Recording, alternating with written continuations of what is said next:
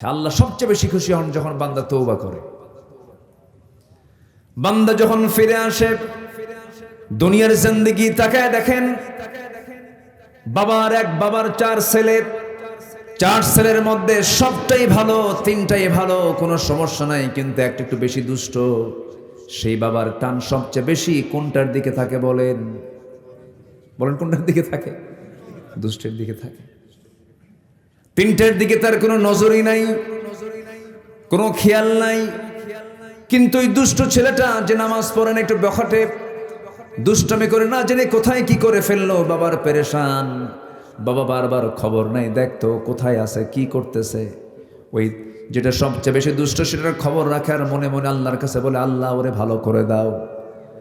তেমনি বান্দার মধ্যে যে সমস্ত বান্দাগুলো ভুল করার পরে যখন তওবা করে আল্লাহর কাছে এসে বলে, আল্লাহ ভুল করে ফেলছে, তখন আল্লাহ পাক কেমন খুশি হন।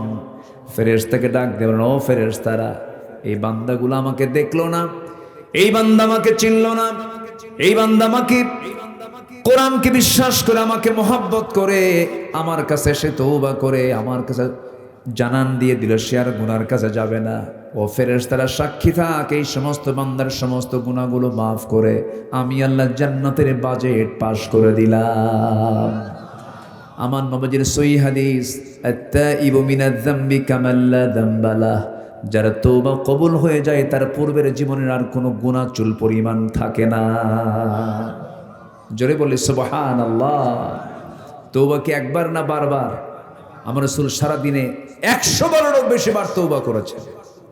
ফাইন্নী আতুবু ফিল ইয়াউমি মিআতা মাররা, আমি রাসূল নিজে সারা দিনে 100 বারেরও বেশি বার তওবা করি। রাসূল রাসূল রাসূল। আর আমার দেশের এক নেতা উল্লুক ভাল্লুক, টাঙ্গাইলের এক নেতা কয়, হুজুর আমার আমিন বলতে বলে, আমি আমিন কই না কেন, আমার কোনো গুনাহ আছে নাকি?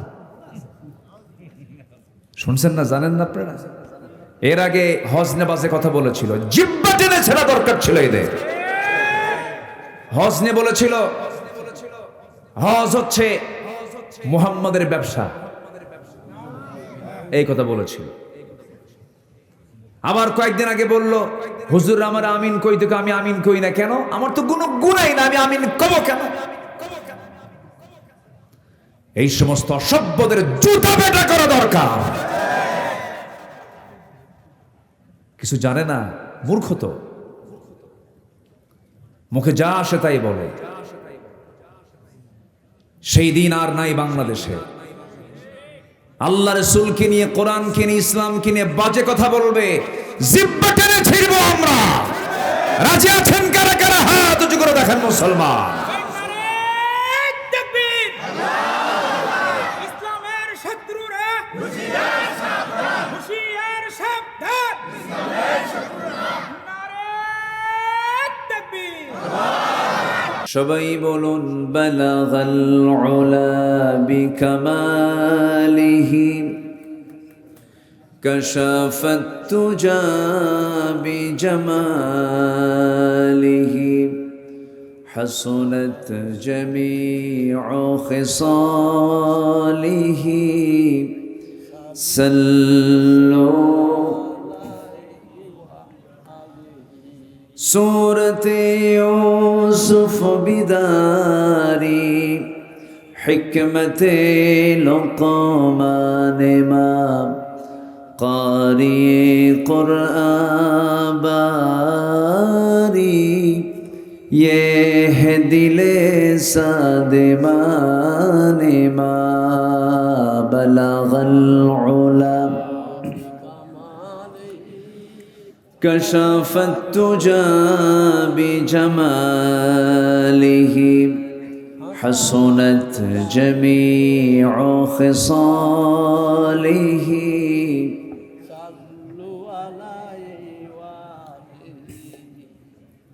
আমি কোরআনের সুর মাঝে শুনেছি যে নাম, আজানের সুর মাঝেও শুনেছি সে নাম।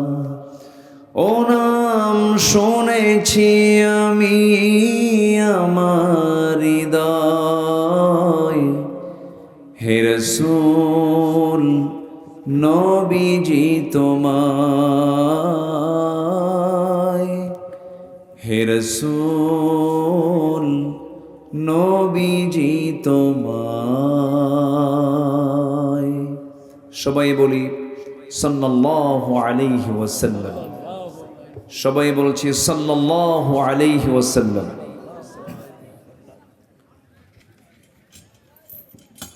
প্রাকৃতিক সৌন্দর্যের অপরূপ লীলাভূমি অঞ্চল রাজশাহী অঞ্চলের নওগাঁ জেলার সদর উপজেলার দক্ষিণ সুলতানপুর মণ্ডলপাড়া জামে মসজিদ দারুস সালাম আরাবিয়া মাদ্রাসা মাহফিল ইন্তজামে কমিটি কর্তৃক আয়োজিত ১৬তম তাফসীরুল কোরআন মাহফিল ২০২৫ মহত আয়োজনের সম্মানিত সুযোগ্য সভাপতি, বিশিষ্ট ব্যবসায়ী জনাব আলহাজ খলিলুর রহমান। এই মাহফিলগুলো হতে দেয়নি ফেরেশতারা। কারা হতে দেয়নি? ফেরেশতা। এই জন্য বললাম, কারণ ফেরেশতা চোখে দেখা যায় না। এই ৮ মাস যাবৎ ওদেরকে আমরা চোখে দেখতেছি না, এই জন্যই ফেরেশতা বললাম।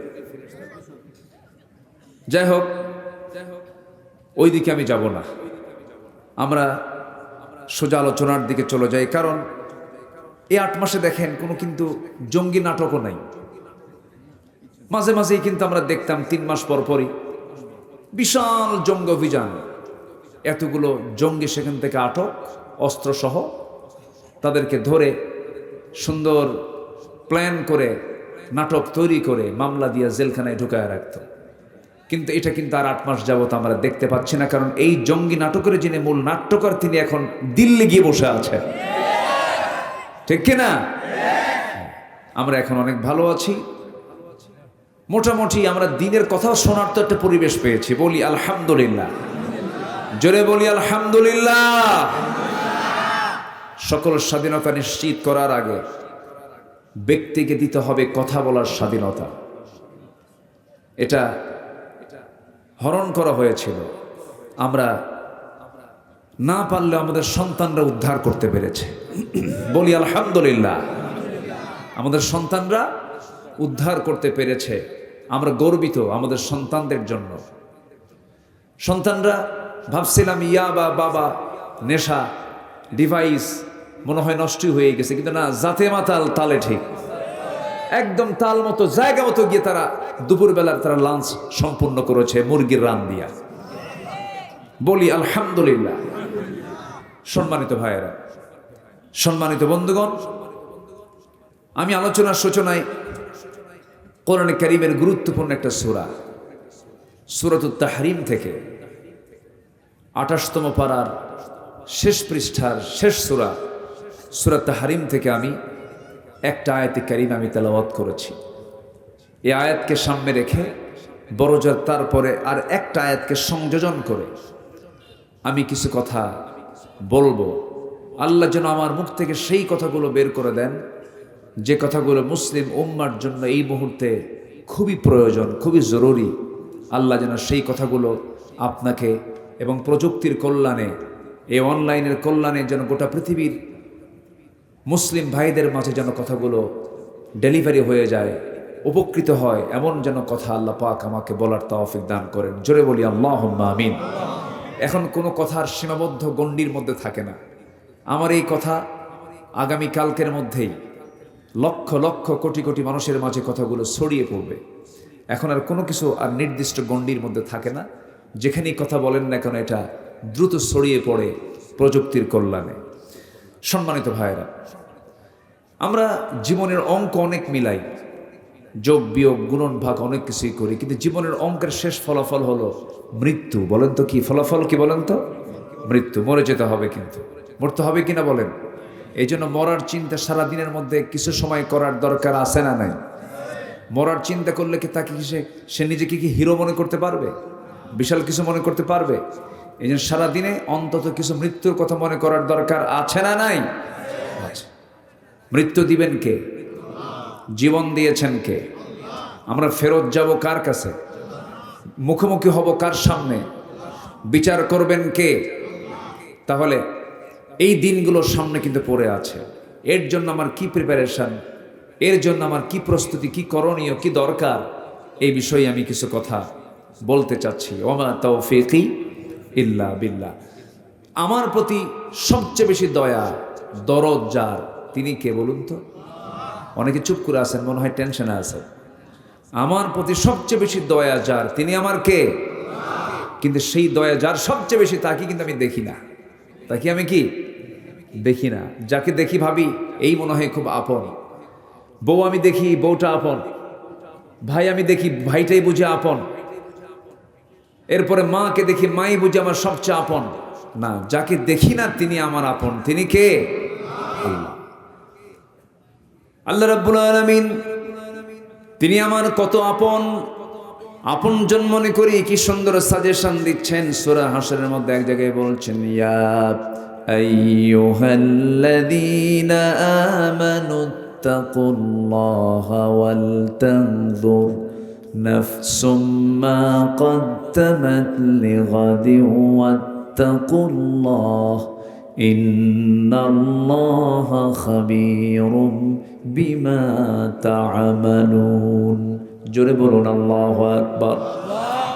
ঈমানদারেরা, তোমরা আমাকে ভয় করো, ওয়াল তানজুর, এবং লক্ষ্য রাখো আগামী দিনের জন্য তুমি কি নিয়ে আসতেছ আমার কাছে, কি প্রস্তুতি তোমার, কি প্রিপারেশন তোমার, কি তুমি প্রস্তুতি নিয়ে আমার সামনে আসতেছ, এই দিকে একটু লক্ষ্য করো। ওয়াত্তাকুল্লাহ, আমাকে বেশি বেশি ভয় করো। আর একটা কথা জেনে রেখে দিও বান্দা, তুমি যা কিছু করো সব কিছুর খবর কিন্তু সবচেয়ে বেশি জানেন তিনি আমার কে। জোরে বলেন, তিনি আমার কে? আলোতে কে দেখেন? বলেন, আলোতে কে দেখেন? আধারে কে দেখেন?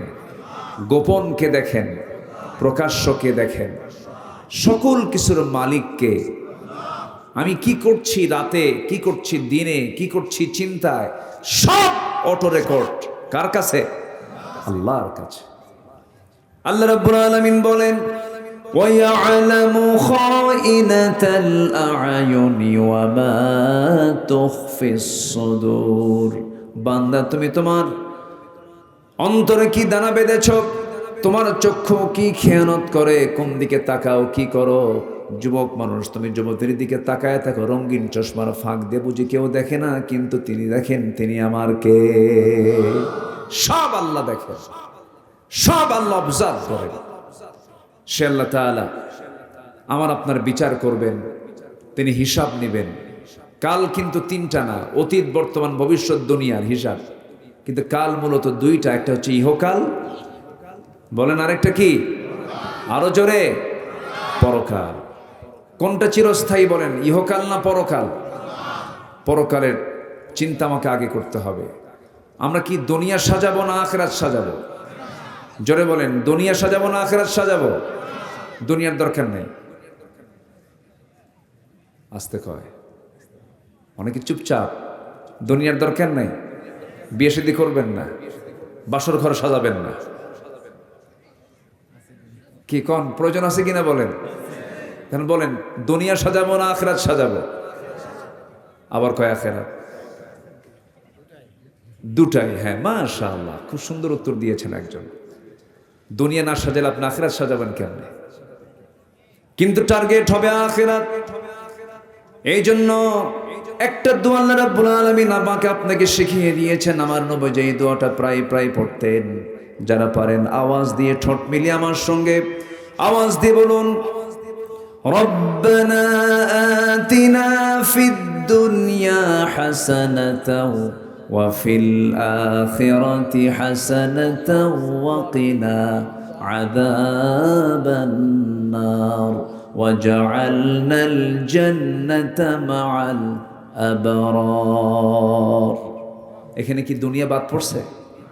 আজ থেকে দুনিয়া বাদ পড়েছে? আল্লাহ তুমি দুনিয়ার সৌন্দর্য দাও, দুনিয়ার হাসানা দাও, আখিরাতের হাসানা দিয়ে দাও। দুনিয়াটা সাজিয়ে দাও ইসলাম দিয়ে, আমরা সাজিয়ে নেব দুনিয়াটাকে কি দিয়ে? ইসলাম দিয়ে। ইসলাম ছাড়া যা সাজাবেন সব জাহান্নাম হয়ে যাবে। দুনিয়া সাজাবো আমরা অন ইসলাম দিয়ে না ইসলাম দিয়ে? বলেন অন ইসলাম না ইসলাম? ইসলাম দিয়ে। কি জাকাতের কাজ করব না সুদের কাজ করব? আমার দেশে কিসের কাজ চলে বেশি বলেন? এদেশের কত পার্সেন্ট মানুষ সুদের সঙ্গে জড়িত বলেন? বলেন 1%। বলেন, একটু বলেন। রাগ করতেছেন নাকি? এই মুহূর্তে যদি কেউ ওঠেন ভাববো ওই লোকটাই সুদ খায়। বসে থাকেন, বসেন সবাই, কেউ উঠবেন না। শোনেন, আমাদের দোয়াগুলো যায় কোথায়? আমরা এত দোয়া করি, কান্দি, দোয়া কবুল হয় না কেন? দোয়া কবুলের তো শর্ত আছে ভাই। 1 নম্বর শর্ত হলো সুদ ছাড়তে হবে। এ জাতিকে সুদ ছাড়ছে? বলেন সুদ ছাড়ছে? এদেশের অর্থনীতি কি সুদবিহীন না সুদ ভিত্তিক? বলেন বলেন, সুদবিহীন না সুদ ভিত্তিক? সুদ ভিত্তিক। সুদের উপরে অর্থনীতি। যাকাত নাই। অথচ যাকাত আল্লাহ তাআলা ফরজ হুকুম দিয়েছেন। যাকাত কয় নাম্বার পিলার বলেন তো ইসলামের? ইসলামের ভিত্তি কয়টা বলেন? কয়টা ভিত্তি বলেন? ইসলামের ভিত হলো 5টা। কালেমা, এরপরে নামাজ, এরপরে কি বলেন? হ্যাঁ, রোজা। হ্যাঁ, কালেমা, নামাজ, রোজা, হজ, যাকাত। এটা হলো বাংলার সিরিয়াল, কিন্তু আরবির সিরিয়াল হলো বুনিয়াল ইসলাম আলা খামসিন শাহাদাতি আল্লা ইলাহা ইল্লাল্লাহ ওয়া আন্না মুহাম্মাদান আবদুহু ওয়া রাসূলুহু। নাম্বার 2 ওয়া ইকামুস সালাহ ওয়া আতুজ যাকাত ওয়াল হজ ওয়া সাওম রমাদান। যাকাত হলো 3 নাম্বার। যাকাত কয় নাম্বার? ইসলামের বেনা কয়টা বলেন? 5টা। 3 নাম্বার বেনাটা কি বলেন?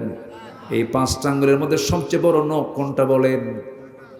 বলেন বলেন, এই নখটা কি ছোট না সবচেয়ে বড়? বলেন সবচেয়ে ছোট না সবচেয়ে বড়? তাহলে এই 5টা আঙ্গুল আল্লাহ পাক বানিয়েছেন, সবচেয়ে বড় বানিয়েছেন। প্রথম 2টা, শেষ 2টা না মাঝখানেরটা? মাঝখানেরটা। আপনি বিল্ডিং বানাবেন, বিল্ডিং যখন বানাতে যাবেন, ধরেন 5 কলামের বিল্ডিং অথবা 6 কলামের বিল্ডিং, 6 কলাম, পাশে 2টা, আরেক পাশে 2টা, মাঝখানে 2টা। বলুন তো ইঞ্জিনিয়ার কোন কলামে রড বেশি দেয়? বলেন কোন কলামে? আল্লাহ হাত বানাতে কোন জায়গায় বেশি হাত দিয়েছেন? বলেন কয়টাতে? কোনটাতে? মাঝখানে। আল্লাহ বলছেন আমি যাকাত দিলাম 3 নাম্বার পিলার করে, সেটাকে বাংলায় সিরিয়ালি টেনে নিয়ে গেছি 5 নাম্বারে। কি ভিত ঠিক আছে? আস্তে কি বলেন, না দুর্বল হয়ে গেল? দোয়া কবুল হবে কেমনে বলেন? দোয়া কবুল হবে না তো। আমি যা বলবো সেই দোয়াই কবুল হবে। আমি যা চাইবো সেই চাই আল্লাহ পাক কবুল করবেন। কেন কবুল করবেন না? কিন্তু প্রশ্ন হলো, সমস্যা হলো, আমি যে চাইতে যাই, আমার মধ্যে আমি যে চাচ্ছি যে জিহবা দিয়া, আমি হাত তুলছি যে হাত দিয়ে, সে হাতের ভিতরে থাকা যে রক্তটা, এটা আমার হালাল না হারাম, এই চিন্তা কি আমাদের সবার আছে? মনে হয় রাগ করতেছেন আপনারা? রাগ করতেছেন নাকি? রাগ করা যাবে না ভাই, একটু মনোযোগ দিয়ে কথাগুলো শুনবেন। আজকে আমি মানে জাস্ট এমন একটা পয়েন্ট নিয়ে আমি কথা বলতে চাচ্ছি। সংশুদ্ধতার আগে, সব পরিশুদ্ধির আগে আমার শুদ্ধ হতে হবে বাহিরেরটা না ভিতরেরটা? বাহিরেরটা না ভিতরেরটা? ভিতরেরটা। আমার ভিতরটা শুদ্ধ হবে কেমনে? আত্মশুদ্ধি হবে কেমনে? কোরআন এটার জন্য 10টা পন্থা জানিয়ে দিয়েছে। কয়টা পন্থা বলেন তো? 10টা পন্থা। আমি কিন্তু একটাও বলিনি, আমি একটা একটা করে বলবো। যদি ফজরও লাগে শুনতে হবে কিন্তু, কারো কোনো আপত্তি নাই তো? আমি ভয় দেখাচ্ছি কিন্তু আমি এত দূর যাব না, একটু আমার দিকে তাকান। আত্মশুদ্ধির 10টা পন্থা কোরআন থেকে আমি যতটুকু পেরেছি স্টাডি করে ভাঙ্গাচোরা আমি বের করেছি। এর মধ্যে 1 নম্বর হলো সূরা তাহরিমের সে আয়াতের দিকে আমি যাচ্ছি।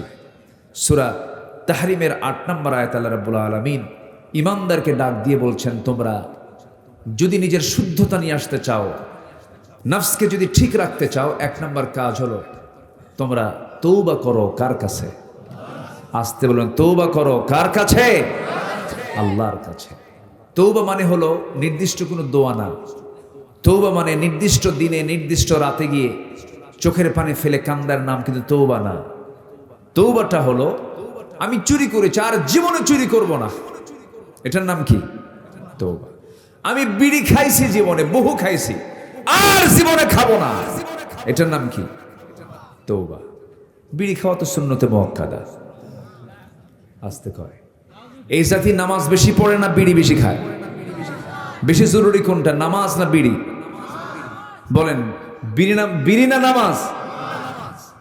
এত বিড়ি এই জাতি খায়। কোন ভোট করতে গেলে আগে কোটি টাকার বিড়ির বাজেট করতে হয় প্রার্থীদের। তাহলে ভোট প্রার্থী যারা, এরাও কোন বেকায়দার, আর যারা জনগণ যারা বিড়ি নেয় এরাও কোন বেকায়দার। রাগ করতেছেন নাকি আপনারা? বিড়ি, এই জাতি সামান্য বিড়ির কাছে ইমান বিক্রি করে ফেলে। বাস্তব। আমাদের সময় নষ্ট করার কোনো সুযোগ নেই। যে ব্যক্তি সময়কে নষ্ট করবে, এটা হত্যার চেয়ে অপরাধ বেশি। সময় নষ্ট করা যাবে না, একটা সেকেন্ড সময় আমরা নষ্ট করব না, বাজে কোনো কাজে যাব না, বাজে কোনো কথায় যাব না, সেই বান্দাই জান্নাত পাবে। জোরে করেন সুবহানাল্লাহ। আল্লাহকে সময়ের বিচার নেবেন। কিসের বিচার করবেন বলেন? সময় দিয়েছিলাম। এই পৃথিবীর সেরা মানুষ মুহাম্মদ সাল্লাল্লাহু, তিনি বেঁচে ছিলেন কত বছর বলেন? 63 বছর। তিনি কি বিফল না সফল? ব্যর্থ না মহা সফল? সফল। সময় নষ্ট করেছেন, কিন্তু সময় নষ্ট করে ফেলি আমরা। কোন একটা ভুল কাজ হয়ে গেছে, সঙ্গে সঙ্গে তওবা করে নেব, চোখের পানি ফেলে ফেলে কাঁদবো। আপনি দুনিয়ার কারো কাছে কান্নাকাটি করবেন, আপনাকে সেই কান্নার মূল্য সে দেবে না। স্বামীর কাছে বউ কাঁদবে, বউ কান্নাকাটি করবে, স্বামী বলবে মেয়ে মানুষ এমন করেই কান্দে, মেয়েদের চোখের পানি এমনি এমনি চলে আসে, কোনো মূল্য আপনি পাবেন না। পুরুষ কাঁদবে, মহিলা বলবে পুরুষ মানুষের কেমন পুরুষ যে কান্দে, চোখে পানি আনে। পৃথিবীর কেউ আপনাকে কান্নার মূল্য দেবে না। কিন্তু আপনি গুনাহ করেছেন, গুনার কথা কাউকে না বলে বেড়ায়া, গুনার কথা কারো কাছে না জানায়া, আপনি যদি এই গুনার জন্য অনুতপ্ত হয়ে, যে হৃদয়ে গুনাহ করার পরে যে দিলটা অনুতপ্ত হয়, সেই হলো ইমানদার। যে ব্যক্তি গুনাহ করার পর অনুতপ্ত হৃদয়ে চোখের পানি ফেলে নীরবে নিবৃতে ঘরের কোণে বসে, মসজিদের কোণে বসে, কাউকে না জানায় আল্লাহর কাছে বলবে, আল্লাহ যে গুনাহটা গতকালকে করেছি, তোমার কাছে ওয়াদা করছি এই গুনাহ জীবনে আর কোনোদিন করব না। আল্লাহর কসম, ওই বান্দার সমস্ত গুনাহ আমার আল্লাহ মাফ করে দিবেন। জোরে কোন সুবহানাল্লাহ। এটার নাম তওবা। এটার নাম কি বলেন? তওবা। ফিরে আসা, আত্মশুদ্ধির এক নাম্বার পন্থা এটা। ভুল হবে না কেন ভাই? কেন ভুল হবে না? ভুল তো আমার হবেই, গুনাহ তো আমার হবেই। এই যোগ্যতা আল্লাহ পাক আমাকে দিয়ে পাঠিয়েছেন। ফেরেশতার গুনাহ করার যোগ্যতা নাই। ফেরেশতা কি বিয়ে শাদী করে? তার কি বউ বাচ্চা আছে? তো আমরা বিয়ে শাদী করি, বউ বাচ্চা আছে, কামাই টামাই করার আগে ভুল টুল হয়। কিন্তু ভুলের একটা মাত্রা আছে। আপনি থাপ্পড় মারলেন একজনকে, তাকে কি ফাঁসি দেওয়া হবে? না। থাপ্পড় মারলেন, বেয়াদবির একটা হয়তো বা হালকা একটা বিচার হবে। কিন্তু আপনি থাপ্পড় না দিয়ে গুলি করলেন, দুটোই দোষ। দুই দোষ কি একরকম? না। আমার আপনার দ্বারা ভুল হবে, কিন্তু সেই ভুল হওয়া যাবে না যে ভুল হলে পরে আল্লাহ পাক সেই ভুলকে মাফ করবেন না। সেটা হলো কিছু কিছু কুফরি গুনাহ আছে, শিরকের গুনাহ আছে, বেদাতের গুনাহ আছে। এটা আমি একটু পরে বলবো, কোন কোন গুনাহগুলো আল্লাহ পাক মাফ করবেন না, আমাকে মনে করে দিবেন ভুলে গেলে পরে। আমি খুবই একটা আনন্দ পাচ্ছি, একটা বাতাস মনে হয় চালু হয়েছে না, চতুর্দিক থেকে একটা বাতাস মনে হয় ফিল হচ্ছে, একদম the gentle bridge is blowing, মানে খুব মৃদুমন্দ বাতাস আসতেছে। খুব গরম ছিল, বলি আলহামদুলিল্লাহ। আমাকে সময় দিচ্ছেন তো? নিজের ভিতরের আত্মশুদ্ধির 10 পন্থার মধ্যে 1 নম্বর পন্থা হলো তওবা করব কার কাছে? আসতে বলবেন, তওবা করব কার কাছে? আল্লাহর কাছে। আল্লাহ সবচেয়ে বেশি খুশি হন যখন বান্দা তওবা করে। বান্দা যখন ফিরে আসে, দুনিয়ার জিন্দেগি তাকায় দেখেন, বাবার 4 ছেলে, 4 ছেলের মধ্যে সবটাই ভালো, 3টাই ভালো, কোনো সমস্যা নাই, কিন্তু একটা একটু বেশি দুষ্ট। সেই বাবার টান সবচেয়ে বেশি কোনটার দিকে থাকে বলেন? বলেন কোনটার দিকে থাকে? দুষ্টের দিকে থাকে। তিনটার দিকে তার কোনো নজরই নাই, কোনো খেয়াল নাই। কিন্তু ওই দুষ্ট ছেলেটা যে নামাজ পড়ে না, একটু বখাটে দুষ্টামি করে, না জেনে কোথায় কি করে ফেললো, বাবার পেরেশান। বাবা বারবার খবর নাই, দেখতো কোথায় আছে, কি করতেছে। ওই যেটা সবচেয়ে বেশি দুষ্ট সেটার খবর রাখে আর মনে মনে আল্লাহর কাছে বলে, আল্লাহ ওরে ভালো করে দাও। তেমনি বান্দার মধ্যে যে সমস্ত বান্দাগুলো ভুল করার পরে যখন তওবা করে আল্লাহর কাছে এসে বলে, আল্লাহ ভুল করে ফেলছে, তখন আল্লাহ পাক কেমন খুশি হন। ফেরেশতাকে ডাক দেবেন, ও ফেরেশতারা, এই বান্দাগুলো আমাকে দেখলো না, এই বান্দা আমাকে চিনলো না, এই বান্দা আমাকে কোরআনকে বিশ্বাস করে, আমাকে মহব্বত করে, আমার কাছে এসে তওবা করে আমার কাছে জানান দিয়ে দিল, সে আর গুনার কাছে যাবে না। ও ফেরেশতারা সাক্ষী থাক, এই সমস্ত বান্দার সমস্ত গুনাহগুলো মাফ করে আমি আল্লাহ জান্নাতের বাজেট পাস করে দিলাম। আমার নবীর সহিহ হাদিস, আত-তাইবু মিনাজ যামবি কামান লা যামবা লাহ, যার তওবা কবুল হয়ে যায় তার পূর্বের জীবনের আর কোনো গুনাহ চুল পরিমাণ থাকে না। জোরে বলি সুবহানাল্লাহ। তওবা কি একবার না বারবার? আমার রাসূল সারা দিনে 100 বারেরও বেশি বার তওবা করেছেন। ফাইন্নী আতুবু ফিল ইয়াউমি মিআতা মাররা, আমি রাসূল নিজে সারা দিনে 100 বারেরও বেশি বার তওবা করি। রাসূল রাসূল রাসূল। আর আমার দেশের এক নেতা উল্লুক ভাল্লুক, টাঙ্গাইলের এক নেতা কয়, হুজুর আমার আমিন বলতে বলে, আমি আমিন কই না কেন, আমার কোনো গুনাহ আছে নাকি? শুনছেন না, জানেন না আপনারা? এর আগে হজ নেবাজে কথা বলেছিল, জিব্বা টেনে ছেড়া দরকার ছিল এদের। হজ নিয়ে বলেছিল হজ হচ্ছে মুহাম্মাদের ব্যবসা, এই কথা বলেছিল। আবার কয়েকদিন আগে বলল, হুজুর আমার আমিন কই থেকে, আমি আমিন কই না কেন, আমার তো কোনো গুনাই না, আমি আমিন কব কেন? এই সমস্ত অসভ্যদের জুতা পেটা করা দরকার।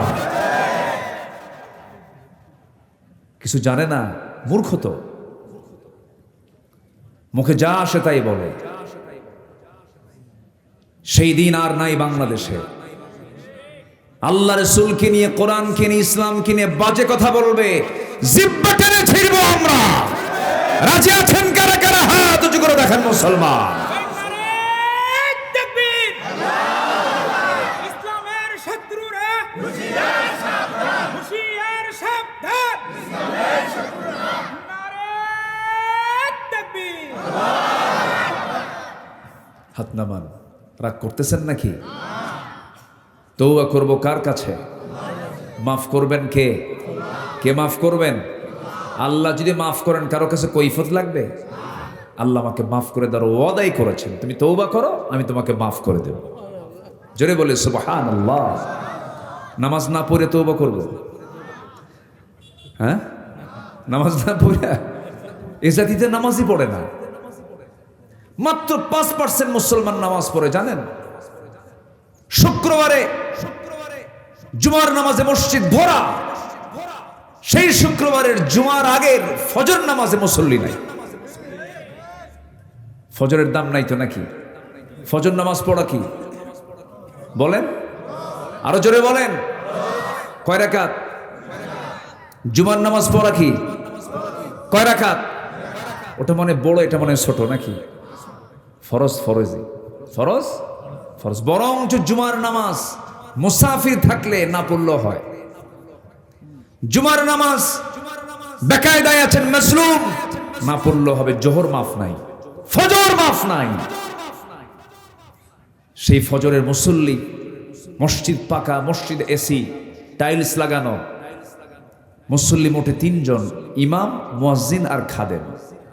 ফজরে এই 3টাও থাকতো না যদি তারা চাকরি না করতো। বাস্তব তো, মানুষের ঘুমের স্টাইল হয়ে গেছে ভিন্ন। মানুষ কি সন্ধ্যায় ঘুমায় না শেষ রাতে ঘুমায়? বলেন, সন্ধ্যায় না শেষ রাতে? শেষ রাতে ঘুমায়। সব উল্টা পাল্টা। না, অনিয়ন্ত্রিত জীবন ইসলাম এলাও করে না। আমরা নামাজ পড়ব কয় ওয়াক্ত? সময় নেওয়ার সময়, সময় নেওয়ার সময়, আস্তে আস্তে না তাড়াতাড়ি? বুঝে বুঝে না না বুঝে, জেনে না না জেনে, জেনে বুঝে সময় আসতে ইন্নাস সালাতা কানাত আলাল মুমিনিনা কিতাবাম মাওকুতা, আমরা সময় মতো নামাজ পড়ব হুকুমটা দিয়েছেন তিনি আমার কে? কয় ওয়াক্ত নামাজ? মূলত 5 ওয়াক্ত নামাজ। একটু কান লাগাবেন। ভাইজান কষ্ট হচ্ছে না তো? কোনো কষ্ট? যে আচ্ছা আচ্ছা, না আপনারা তো ব্যস্ত, আমরা বুঝি, বিভিন্ন জায়গায় সারাটা দিন ব্যস্ত থাকতে হয়। নেতৃবৃন্দদের যে কি যে একটা কষ্ট, বুঝলেন? অন্তত এনারা বাড়িওয়ালি যে আছে তাদের কাছে সন্তুষ্ট প্রকাশ করতে পারেন না, তারা সন্তুষ্ট না, ঠিক আছে না? খুব কঠিন ব্যাপার। চেয়ারম্যানের বউ, বলেন তো বড় কে, চেয়ারম্যান না চেয়ারম্যানের বউ? বউ বড় তো, চেয়ারম্যান পারে না তো, সময় দিতে পারে না, ধমক টমক যা আমার ধমকা, উপায় তো নাই, সময় তো দিতে পারি না, খুব মুশকিল। নেতৃত্ব খুব কষ্টের কাজ। নেতৃত্বের জবাবদিহিতা যদি থাকতো, নেতৃত্বের জন্য কেউ চাইতো না নেতৃত্ব।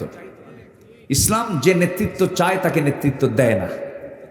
এই জন্য ইসলাম নেতৃত্ব যে চাবে তাকে ইসলাম নেতৃত্ব দেয় না, যে চায় না তাকে দেয় ইসলাম নেতৃত্ব। আল্লাহু আকবার বলে। ইসলাম কত সুন্দর। আল্লাহ পাক আমার ভাইকে কবুল করুন, জোরে বলি আমিন, আরো জোরে আল্লাহুম্মা আমিন। সম্মানিত ভাইয়েরা, তাহলে তওবা করবো আমরা কার কাছে? আল্লাহর কাছে। গুনাহ হবে না? বলেন গুনাহ হবে না? হবে, কিন্তু ইচ্ছা করে কোনো গুনাহ করা যাবে না। ছোট্ট একটা ইতিহাস আমার মনে পড়লো, আমি প্রায় বলি এটা। এক মহিলা সাহাবী, বিবাহিত একজন মহিলা, হঠাৎ করে ওয়াসওয়াসায় পড়ে জেনার মতো একটা জঘন্য কাজ তার দ্বারা হয়ে গেল। আমার নবীর কাছে চলে গেলেন। নবীর কাছে গিয়ে বললেন, ইয়া রাসূলুল্লাহ, আমি তো জেনা করে ফেলেছি। রাসূল বললেন, না তুমি করো নাই। না আমি হুজুর জেনা করে ফেলেছি। না তুমি করো নাই।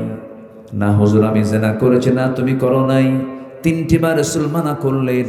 3টে বারে তিনি বললেন, না হুজুর আমি জেনা করে ফেলেছি।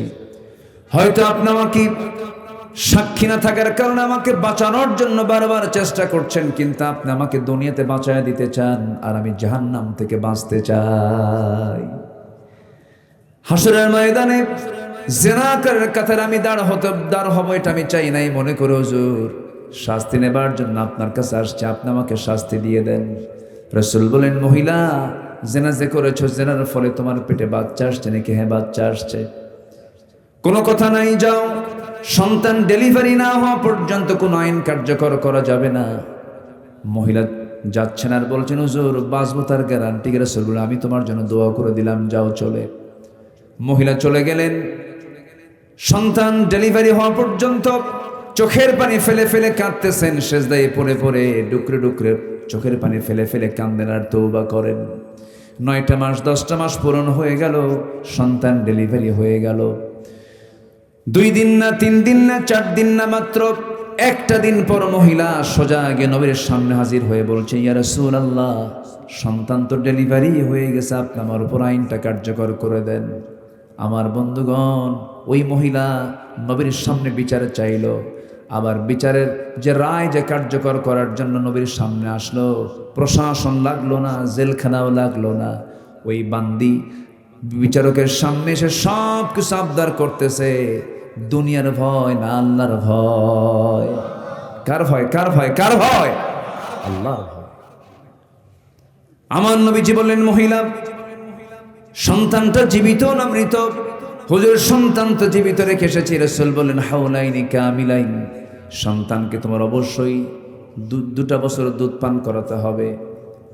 সন্তানের হক রয়েছে তোমার স্তনে, যাও সন্তানকে সেবা করো, তাকে খাবার খাও। মহিলা বলছেন, হুজুর বাঁচবো তার গ্যারান্টি কি? রাসূল বলছেন, আমি তোমার জন্য দোয়া করে দিচ্ছি, তুমি চলে যাও। ভরাক্রান্ত হৃদয় নিয়ে দ্বিতীয়বারের মতো তিনি আবার চলে গেলেন।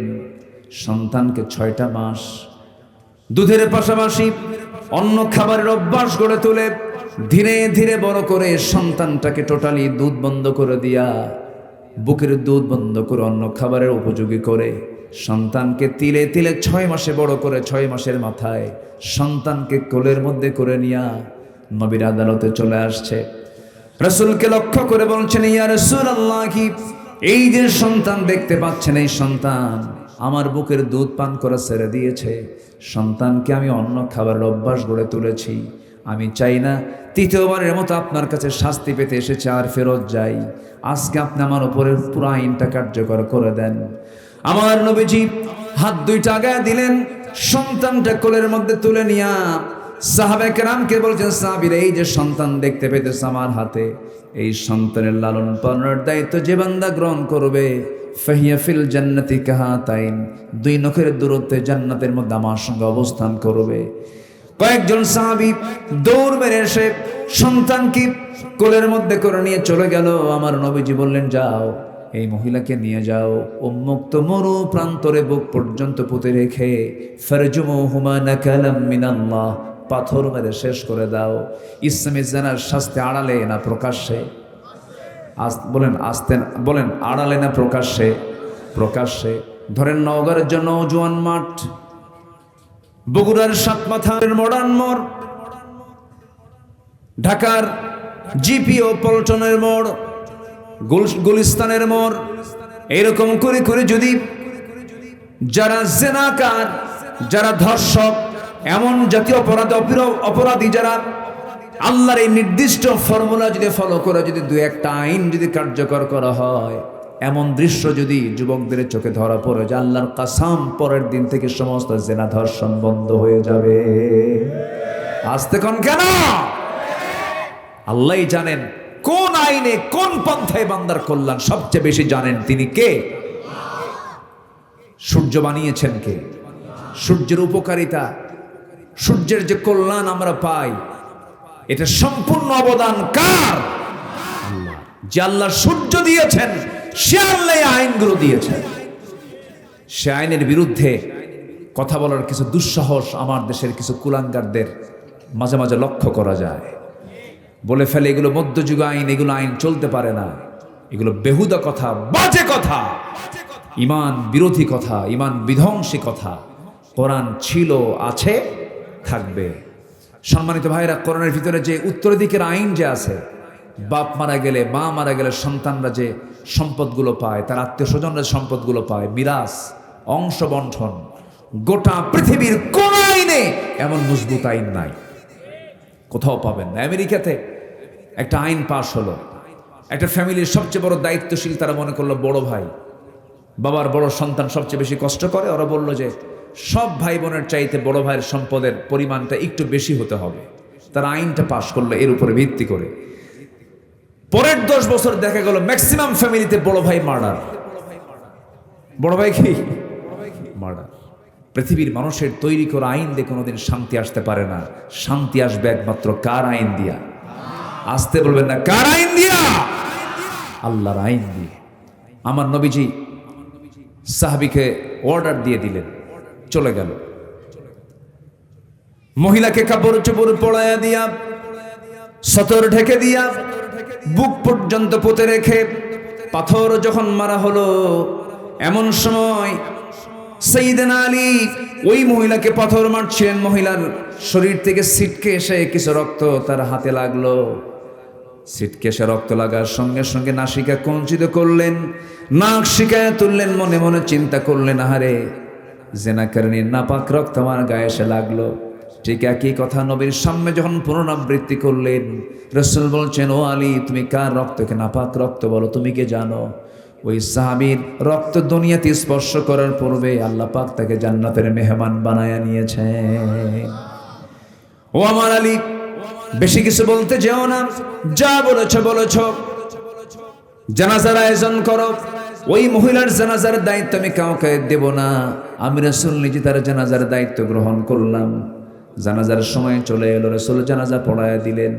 জানাজা শেষান্তে নবীজি কান্না বিজড়িত কণ্ঠে বলছেন, সাহাবীরা রে, কিছুক্ষণ আগ পর্যন্ত আমরা যে মহিলার জানাজা সম্পন্ন করলাম, এই মহিলা জীবনের শেষ সময় পর্যন্ত যে পরিমাণ তওবা করেছে, যে পরিমাণ চোখের পানি ফেলে ফেলে কেঁদেছে, রুকু করেছে, সেজদা করেছে, এই তওবা যদি এই মদিনার 70 জন গুনাহগারদের মাঝে যদি বন্টন করে দেওয়া হতো, ওই 70 জনকে আল্লাহ রাব্বুল আলামিন মাফ করে সবাইকে বিনা হিসেবে জান্নাত দিয়ে দিতে। এই মহিলা রেহাই পেয়েছেন তওবার মধ্য দিয়া। আমরা তওবা করব কার কাছে?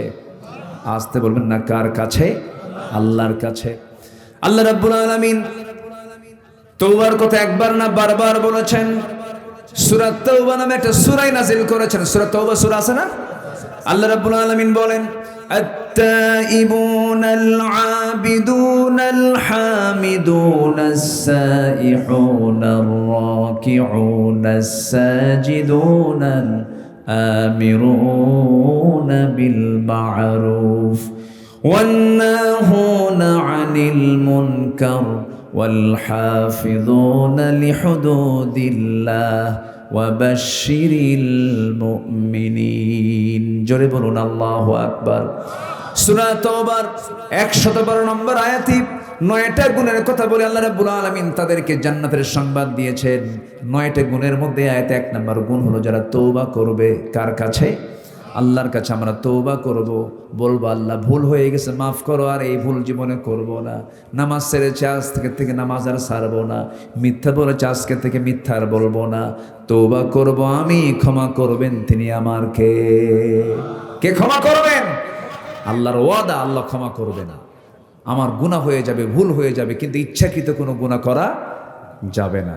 নাম্বার 2, আত্মশুদ্ধির 2 নম্বর পন্থা হলো, জি ঠিক আছে, আপনারা থাকবেন তো আবার? হ্যাঁ, আপনারা থাকবেন না ইনশাল্লাহ? ভাইজানকে আমি ছুটি দিয়েছি, কিন্তু আপনাকে কিন্তু ছুটি দেওয়া হয়নি। সবাই থাকেন। জি আলহামদুলিল্লাহ। জি জি আলহামদুলিল্লাহ। পিছনের লোকগুলো সামনে বসেন, মুরব্বী সামনে আসেন, বসেন। আপনি বসেন, এখানে বসেন, বসেন এখানে বসেন, বসেন ইজলিস। জি বসেন। মাশাআল্লাহ। হাফেজের বাপ, কিসের বাপ বলেন? এই লোকগুলো ওঠে কেন সামনে? যে এই যে চলে গেল কেন? ওই যে 2 জন, আহা কিছু কয়ও না তো, বসেন বসেন। আমি কি দোয়া করে দেব? আজ থেকে আমি কি দোয়া করে দেব? তাহলে উঠবেন না, কিন্তু কেউ উঠবেন না, একজন লোক উঠবেন না। আমি সবাইকে নিয়ে একসঙ্গে দোয়া করব, একসাথে। আমি সবাইকে নিয়ে আমি একসাথে শেষ করতে চাই। একটু আমাকে সময় দিবেন। 11:15 বাজে। আমারও কষ্ট হচ্ছে যে আমি আপনাকে কষ্ট দিচ্ছি মনে হয়। কষ্ট পাচ্ছেন নাকি আপনারা? জি। আর একটু সময় আমি চেয়ে নিচ্ছি। জানেন এই ভাইটা কত গর্বিত? বলেন তো কিসের জন্য গর্বিত? বলেন বলেন কি? উনি নিজেও হাফেজ, কিন্তু তাহলে হাফিজ ইবনু হাফিজ, কি হাফিজ ইবনু হাফেজ, নিজেও হাফেজ, আবার হাফেজের বাপ। আল্লাহু আকবার বলেন। বিশাল ব্যাপার। গোটা পৃথিবী আপনার হাতে দিলে, আমি আমার ছোট্ট আমার একটা আল্লাহ তাআলা সন্তান দিয়েছেন, ছেলে দিয়েছেন। যেদিন সে এরকম খতমের অনুষ্ঠান হয়, দস্তরবন্দির অনুষ্ঠান হয়, আমি তার ওস্তাদকে শুধু বললাম, গোটা পৃথিবী আমার হাতে তুলে দিলে আমি যে আনন্দ পেতাম, তার চাইতে বেশি আনন্দ পাচ্ছে আমার সন্তান আজকে হাফেজ হয়েছে। কি নেবেন আপনি দুনিয়াতে? কি পাবেন আপনি বলেন? আপনি হাফেজের বাপ, এর চাইতে বড় তৃপ্তি আর কি আছে?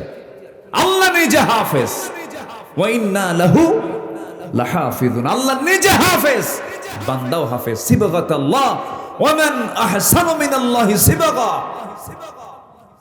যার সিনায় কোরআন থাকে সে কেমনে জাহান্নামে যাবে বলেন?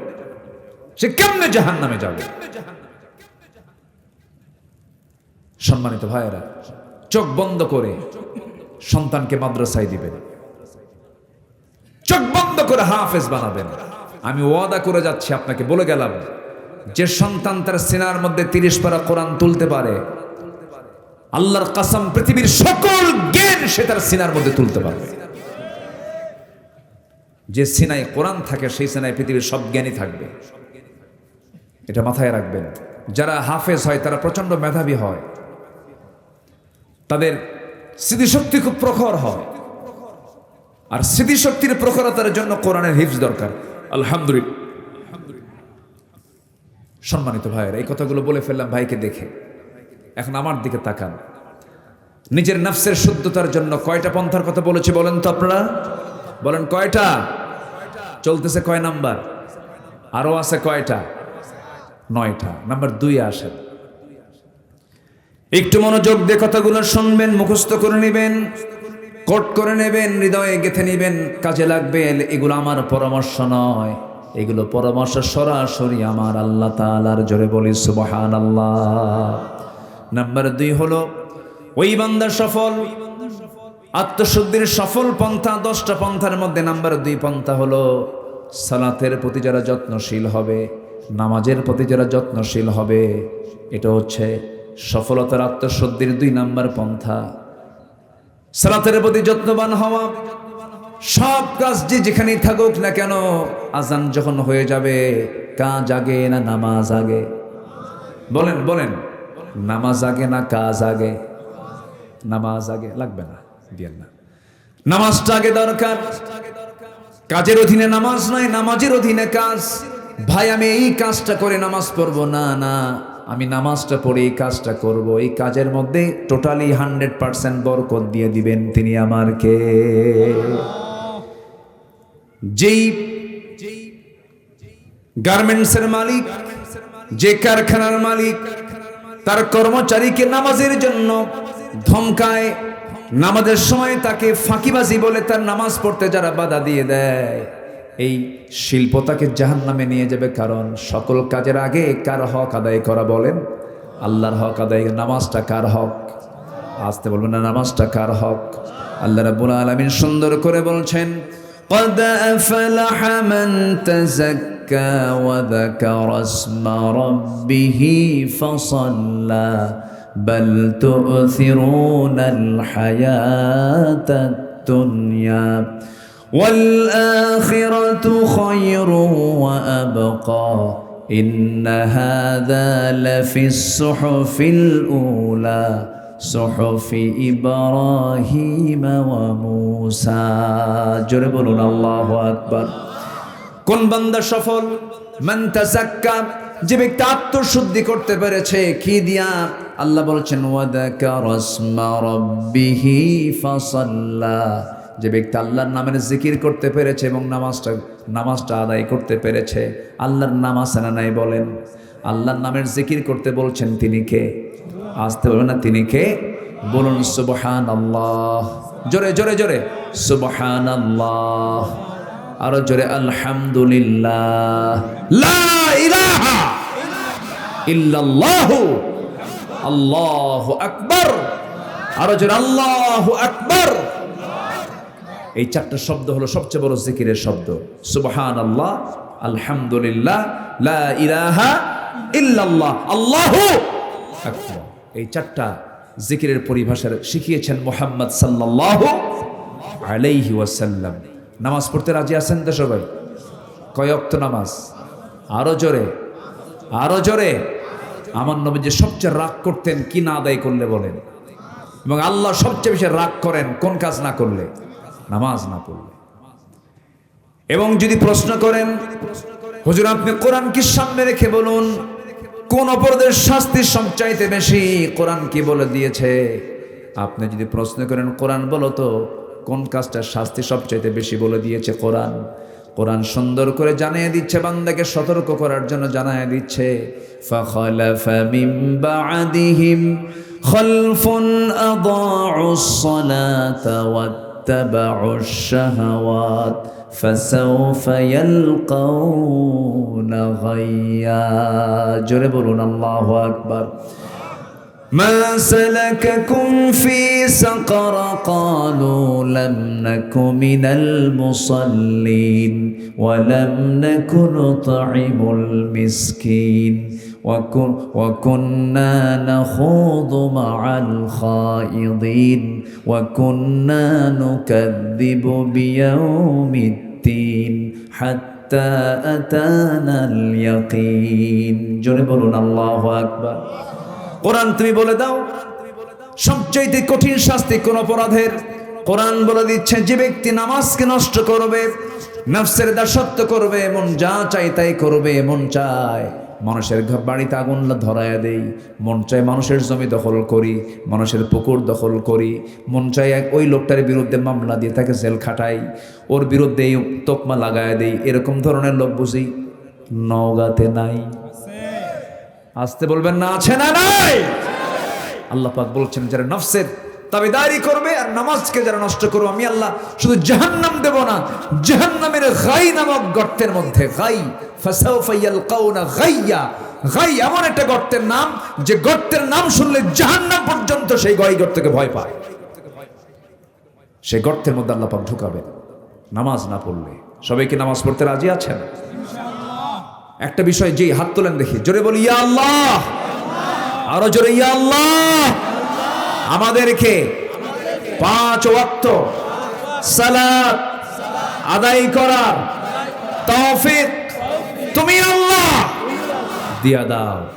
জোরে বলি আমিন, আরো জোরে আমিন। হাত নামা। যে নেতা নামাজ না পড়বে ওই নেতার নেতৃত্ব মানা যাবে না। যে দলে নামাজ নাই সেই দলের নেতৃত্ব মানার কোনো দরকার। যে জনসভায় গেলে পরে ফজর, যে জনসভায় গেলে পরে জোহর কাজা হয়, আসর কাজা হয়, মাগরিব কাজা হয়, যে দলের দলীয় জনসভায় নামাজের কার্যসূচি নাই সেই দল করা হারাম, সেই নেতৃত্ব মানা যাবে না মুসলমানের। ঠিক কিনা? মানা যাবে না, মানবো না। নেতা মানতে গিয়ে আমাদেরকে হিসাব করে মানতে হবে, কারণ হাসরের দিন আল্লাহ তাআলা ব্যক্তি একজনকে তুলবেন না, ব্যক্তিকে তার নেতা সহ তুলবেন। ইয়াওমা নাদউ কুল্লা উনাসিম বিইমামিহিম, কিয়ামতের দিন আমি আল্লাহ প্রত্যেক ব্যক্তিকে তার নেতা সহ ডাকবো। যদি আপনার নেতা যদি গাঁজা খায়, গাঁজাখোরের সঙ্গে উঠতে হবে। যদি চাঁদাবাজ হয়, চাঁদাবাজ নেতার সঙ্গে আপনাকে উঠতে হবে। তাহলে বলেন, নেতা নির্বাচন করতে গেলে আমাদের চিন্তা করার দরকার আছে না নাই?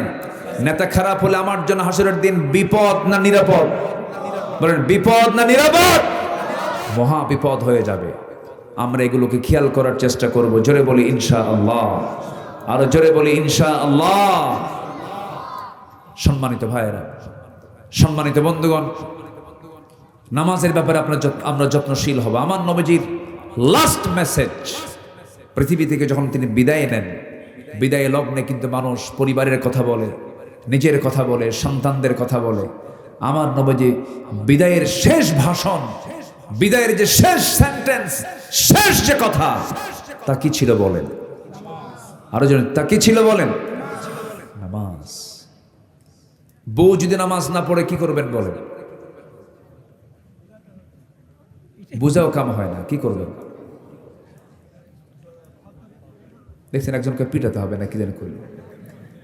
এত অ্যাকশনে গেলে কি কাম হয়? হ্যাঁ, ওয়াহজুরুহুন্না ফিল মাদাজি'i, কত কথা আসছে, কত সিস্টেম আসছে, কত পদ্ধতি আসছে। কয় হুজুর নামাজ না পড়লে পিটাবো, এটা উত্তর হলো বলেন তো? বউ কি পিটানোর জিনিস না আদরের জিনিস বলেন? এই আসতে কন কেন? বউ কি পিটানোর জিনিস না মোহাব্বতের জিনিস? একটু জোরে কোন মায়েরা শুনু, কি পিটানোর না মোহাব্বতের? দেখেন বাচ্চারাও কয় মোহাব্বতের। তুমি আমার মোহাব্বতের বুঝবা কি? মাশাআল্লাহ, ওরা মোহাব্বত করতে শিখবে ইনশাআল্লাহ। জোরে বলি ইনশাআল্লাহ। সুন্দর করে বুঝাতে হবে। আমার বন্ধুগণ, ঘরকে নামাজ দিয়ে সাজাতে হবে। কি দিয়া? ফার্নিচার না নামাজ? বলেন, ফার্নিচার না নামাজ?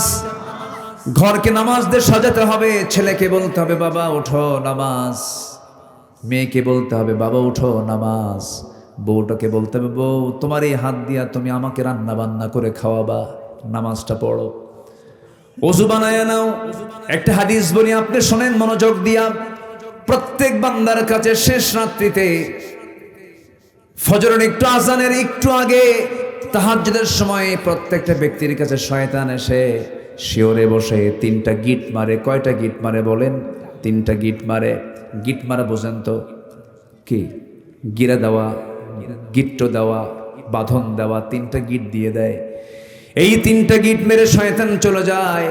আমার রাসূল বলেন, ও সাহাবীরা, শয়তানের বেঁধে দেওয়া এই 3টা গিট যদি তোমরা ছুটাতে চাও, 3টা আমল করবে। নাম্বার 1 হলো আজান যখন তোমার কানে আসবে আস্তে করে তোমার বিছানা থেকে তোমার পিঠটা সরায় নিবে, একটা গিট ছুটে যাবে। এরপরে তুমি সুন্দর করে ওযু বানাবে, 2 নাম্বার গিটটা ছুটে যাবে। এরপরে তুমি ওযু বানায় নামাজের নিয়তে মসজিদের দিকে রওনা দেবে। প্রত্যেকটা কদমে কদমে 10টা করে নেকি লেখা শুরু হয়ে যাবে। নামাজ যখন শুরু করবে 3 নাম্বার গিটটাও ছুটে যাবে। পরবর্তী 24 ঘন্টা শয়তান তোমার কাছে ওয়াসওয়াসা দেওয়ার জন্য আসার সাহস পাবে না। জোরে কোন সুবহানাল্লাহ। তার শয়তানের গিটটা ছুটানোর জন্য কোন নামাজ আগে দরকার বলেন?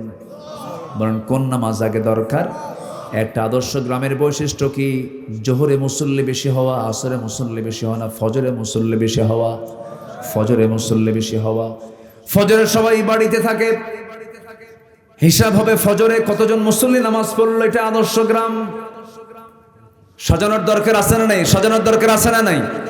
সাজাতে হবে গ্রামটা। কি মাতব্বর যারা আছেন গ্রামের বৈঠক একদিন দিয়ে বলবেন, শোনো এদিকে আসো, সারা জীবন অনেকের বিচার করলাম, মাতব্বরি করলাম, কিয়ামতের দিন আল্লাহ যদি আমাকে নামাজের ব্যাপারে প্রশ্ন করে বসেন, গ্রামের লোকজনকে নিয়ে নামাজের ব্যাপারে কোনো পরামর্শ করছিস নাকি বল, উত্তর দেব কি? সুন্দর করে ডাকবেন, ডাক দিয়ে বলবেন, ও গ্রামবাসী তোমরা আমাকে দায়িত্ব দিয়েছ, আমি ফজরে মুসল্লি পাই না, আমি আল্লাহর কাছে কি জবাব দেব? একটু কেঁদে ফেলবেন, সবাইকে দরদ নিয়ে মোহাব্বত নিয়ে বলবেন, একদিন বলবেন, 2 দিনের বৈঠকে বলবেন, সুন্দর কাজ হয়ে যাবে। দেখবেন একটা গ্রামের প্রত্যেকটা বাড়ি থেকে যদি ফজরের সময় যদি মসজিদে চলে আসে, আল্লাহর কসম করে বলি ওই গ্রামটা হয়ে যাবে জান্নাতি গ্রাম। জোরে কোন সুবহানাল্লাহ। ঘরটাকে জান্নাতি ঘর বানায় ফেলেন। ফজর যখন হয়ে যাবে আপনি বাবার সবার আগে উঠবেন, ছেলেকে ডাক দিবেন, বলবেন সালাত সালাত সালাত সালাত সালাত সালাত, বারবার বলবেন। সুন্দর করে সে নামাজে দাঁড়ায়া যাবে। মসজিদে গিয়ে জামাত পান নাই, বাড়িতে আজান দিয়ে ফেলবেন, সুন্দর করে আপনি নামাজের ইমাম হয়ে যাবেন। আপনার বউ পিছনে দাঁড়ায়া যাবে, সন্তান ছেলে আপনার পাশে দাঁড়াবে, মেয়েরা তার মার পাশে দাঁড়াবে। এমন করে সুন্দর করে কাতার করে বাড়িতে নামাজের পরিবেশ তৈরি করে ফেলবেন। আপনি কি জানেন যে পরিবারে নামাজটা ঠিক মতো আছে, আল্লাহর কসম সেই পরিবারে শয়তান ওয়াসওয়াসা দিতে পারে না। সুন্দর করে নামাজের পরিবেশ তৈরি করবেন। বউটাকে আস্তে করে ডাক দিয়ে বলবেন, বউ দেখো তোমার সঙ্গে আমার কত গভীর সম্পর্ক, আমার যৌবন তোমার কাছে, তোমার যৌবন আমার কাছে। আমাদের দুইজনের সম্পর্কের মধ্যে দিয়ে যে সন্তানগুলো, ফুটন্ত গোলাপগুলো পরিবার সুন্দর করে ছড়িয়ে পড়েছে, আমার সন্তান তুমি কি চাও শুধু দুনিয়ার মার্কেটে একসঙ্গে যাব না, আমরা যদি জান্নাতের মার্কেটে একসঙ্গে মার্কেটিং করতে চাই, চলো না আমরা দুজন মিলে নামাজ পড়ে। দেখবেন দুজন নামাজ পড়া শুরু হয়ে গেছে। সুন্দর করে বলবেন, আমার নবী দুনিয়া থেকে যখন বিদায় নেবেন, একবার হোশ একবার বেহোশ, রবিউল আউয়াল মাস চলে আসছে, আমার নবীজির দেহের মধ্যে বিষক্রিয়া দেখা দিয়েছে। নবীজিকে ইহুদির বাচ্চারা বিষ মেরেছিল, বিষ খাদ্যের মধ্যে দিয়েছিল। আমার বন্ধুগণ, যে ইহুদির বাচ্চারা আমার নবীর মতো প্রাণপ্রিয় নবীর খাবারের মধ্যে বিষ ঢুকাতে পারে, সে ইহুদির বাচ্চারা মুসলমানদের কোনোদিন কল্যাণ করতে পারে নাকি? আসতে বলবেন না, পারে নাকি? অনেক নবীকে তারা হত্যা করেছে, অনেক পয়গম্বরদেরকে ঝুলায় মেরেছে। ওয়ায়াকতুলুনান নাবিয়্যিনা বিগাইরি হক। জাকারিয়া আলাইহিস সালাতু ওয়াস সালামকে করাত দিয়ে 2 টুকরা করে শহীদ করে দেওয়া হয়েছে।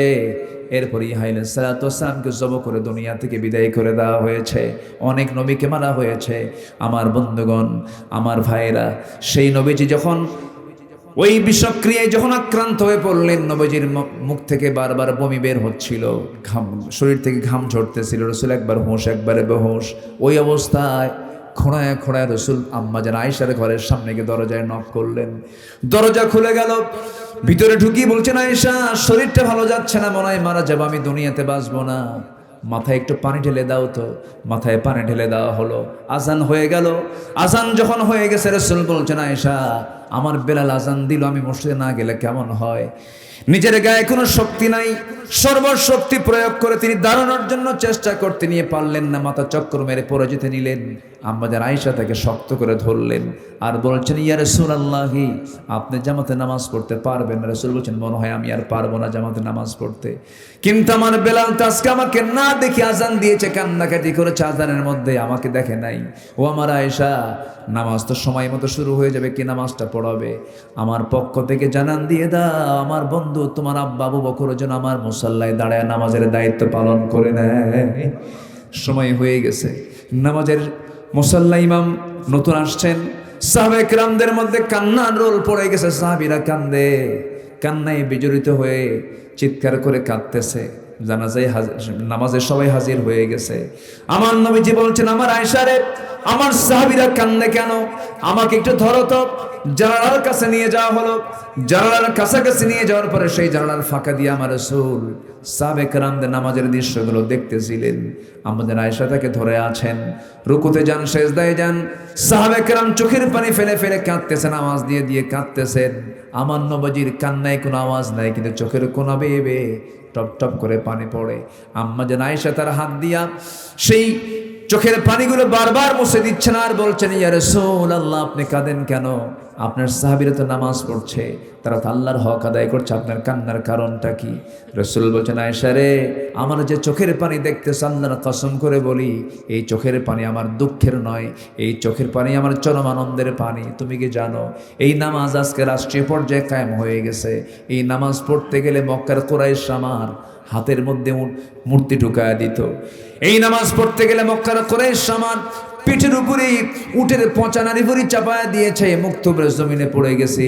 এই নামাজ কায়েমের সংগ্রাম করতে গিয়ে তায়েফের ময়দানে কাফেররা আমাকে চোখা চোখা পাথর দিয়ে রক্তাক্ত করেছে। দেখো এই যে ক্ষত বিক্ষতের চিহ্নগুলো আমি লালন করছি, দেখো দেখো আমার শরীরে কত ক্ষত জখমের চিহ্ন, কত ক্ষতের চিহ্ন। এই নামাজ কায়েমের সংগ্রাম করতে গিয়ে উহুদের প্রান্তরে কাফের মুশরিকরা আমার দাঁত ভেঙ্গে ফেলে দিয়েছে। দেখো দাঁত ভাঙ্গা দেহ নিয়া, দাঁত ভাঙ্গা মুখ নিয়ে দুনিয়া থেকে বিদায় নিতেছি। ওরে আয়েশা, এই নামাজ কায়েমের সংগ্রাম করতে গিয়া, ওই খন্দকের পরিখা খনন করতে গিয়া কোমরটা হারায় ফেলছি, কোমরটা সোজা করতে পারি না। ওরে আয়েশা, আজকে আমি আমার কোমর সোজা করতে পারি না খন্দকের পরিখা খনন করতে গিয়ে। এই শুধু নামাজ কায়েমের জন্য, সেই নামাজ কায়েম আজকে রাষ্ট্রীয় পর্যায়ে বাস্তবায়ন হয়েছে। এই চরম আনন্দে আমার চোখের পানি বের করতে বাধ্য করেছে। আয়েশা, মনে হয় বাঁচব না, আমাকে একটু সহায় দাও, মাথায় পানি ঢেলে দাও। আমার নবীজি তার কাছ থেকে বিদায় নেবেন, এমন সময় বলছেন, ও আমার আয়েশা, আমার খাদেম আনাস কোথায় গেল? আনাসকে দেখি না। সাইয়েদনা আনাস নাই, আশেপাশে নাই। রাসূল বলেছেন, আমার আনাসকে খুঁজে বের করে আনো। আনাস বিন মালিক অনেক দূর থেকে তিনি বের হয়ে আসলেন, তার মুখে তখন দাড়ি ওঠেই নাই, ছোট্ট মানুষ, 20 বছর বয়স তার। তাই সেই সময়, যদি কোনো ভুল করে থেকে আমাকে মাফ করে দিও, তুমি আমার খাদেম, আমার কাছ থেকে দূরে দূরে থাকো কেন? কি হয়েছে? কোনো ভুল হলে মাফ চাই। সাইয়েদনা আনাস বলেন, ইয়া রাসূলুল্লাহ, মাফ আপনি চাবেন, কোনো মাফ তো আমি চাই। আমি তো আপনার কোনো খেদমত করতে পারলাম না, আমি আপনার কোনো খেদমত করতে পারলাম না। 10টা বছর আমার মা আপনার কাছে আমাকে দিয়ে গেছেন, এই 10টা বছরে আমি আপনার খেদমত করতে যাব তো দূরের কথা, আপনি উল্টা আপনি আমার খেদমত করেছেন। বয়স কেবল হওয়া শুরু হলো, বুঝের বয়স আসলো। আমি আপনার জন্য দোয়া করি হুজুর, আপনি যুগের পর যুগ বাঁচেন, আমি আনাস, আমি আপনার খেদমত করে যেন যেতে পারি। রাসূল সাইয়েদনা আনাসকে বুকের সঙ্গে জড়িয়ে ধরে বলছেন, আনাস রে, বুঝতে পেরেছি তোর আবেগ রে। আনাস, সাকরাতুল মউতের লক্ষণ আমার মধ্যে চলে আসছে, মৃত্যুর যন্ত্রণা আমার মধ্যে চলে আসছে, আমি যে কোনো মুহূর্তে দুনিয়া থেকে বিদায় হয়ে যাব। আনাস রে, আমি মনে হয় আর বাঁচবো না, তবে আমি আল্লাহর কাছে বলছি, আল্লাহ, জান্নাতের খাদেম হিসেবে আমি কাউকে চাই না, তুমি আল্লাহ আমার জান্নাতের খাদেম, আমার দুনিয়ার আনাসকে আমার জান্নাতের খাদেম বানায়া দিও। জোরে কোন সুবহানাল্লাহ। মান তাশাব্বাহা বিকওমিন ফাহুয়া মিনহুম। আমার নবী যেই কথাগুলো বলে দুনিয়া থেকে বিদায় নিচ্ছিলেন, এমন সময় বলছেন, আয়েশা, দেখো তো আমার কলিজার টুকরা, আমার দেহের টুকরা, আমার ফাতিমা কোথায় রে? দেখো তো আমার ফাতিমা কই গেল? ফাতিমা নাম শব্দ নেওয়ার সঙ্গে সঙ্গে নবীর সামনে হাজির হয়ে গেছেন। কোনো আওয়াজ নাই, কোনো শব্দ নাই, শুধু চক্ষু বেয়ে বেয়ে টপ টপ করে পানি পড়ছে। রাসূল বলছেন, আরে ফাতিমা, এই দিকে আয়। সহি সিয়াসিত্তের হাদিস, নবীজি তাকে পাশে বসালেন, কানের মধ্যে মুখ ঢোকায় বলছেন, কানে কানে কি যেন বললেন। আম্মাজান আয়েশা হাদিসটা বর্ণনা করে বলেন, কি যেন কানে কানে বললেন, কান্না থেমে গেল। শুধু এতটুকুন বলেন, ফাতিমা, কেঁদো না, কেঁদো না। দুনিয়ার জিন্দেগিতে আমি যেমন তোমাকে দূরে রাখতে দেই নাই, দূরে থাকতে দেই নাই, আমি দুনিয়া থেকে বিদায় হয়ে যাব। আমার বিদায়ের পরও তুমি আমার পরপরই দুনিয়া থেকে বিদায় হবে, কবরের জিন্দেগিতে তুমি আমার সাথে সাথেই থেকে যাবে। ফাতিমাকে সান্ত্বনা দিলেন। এরপরে রাসূল দুনিয়া থেকে বিদায় নেবেন।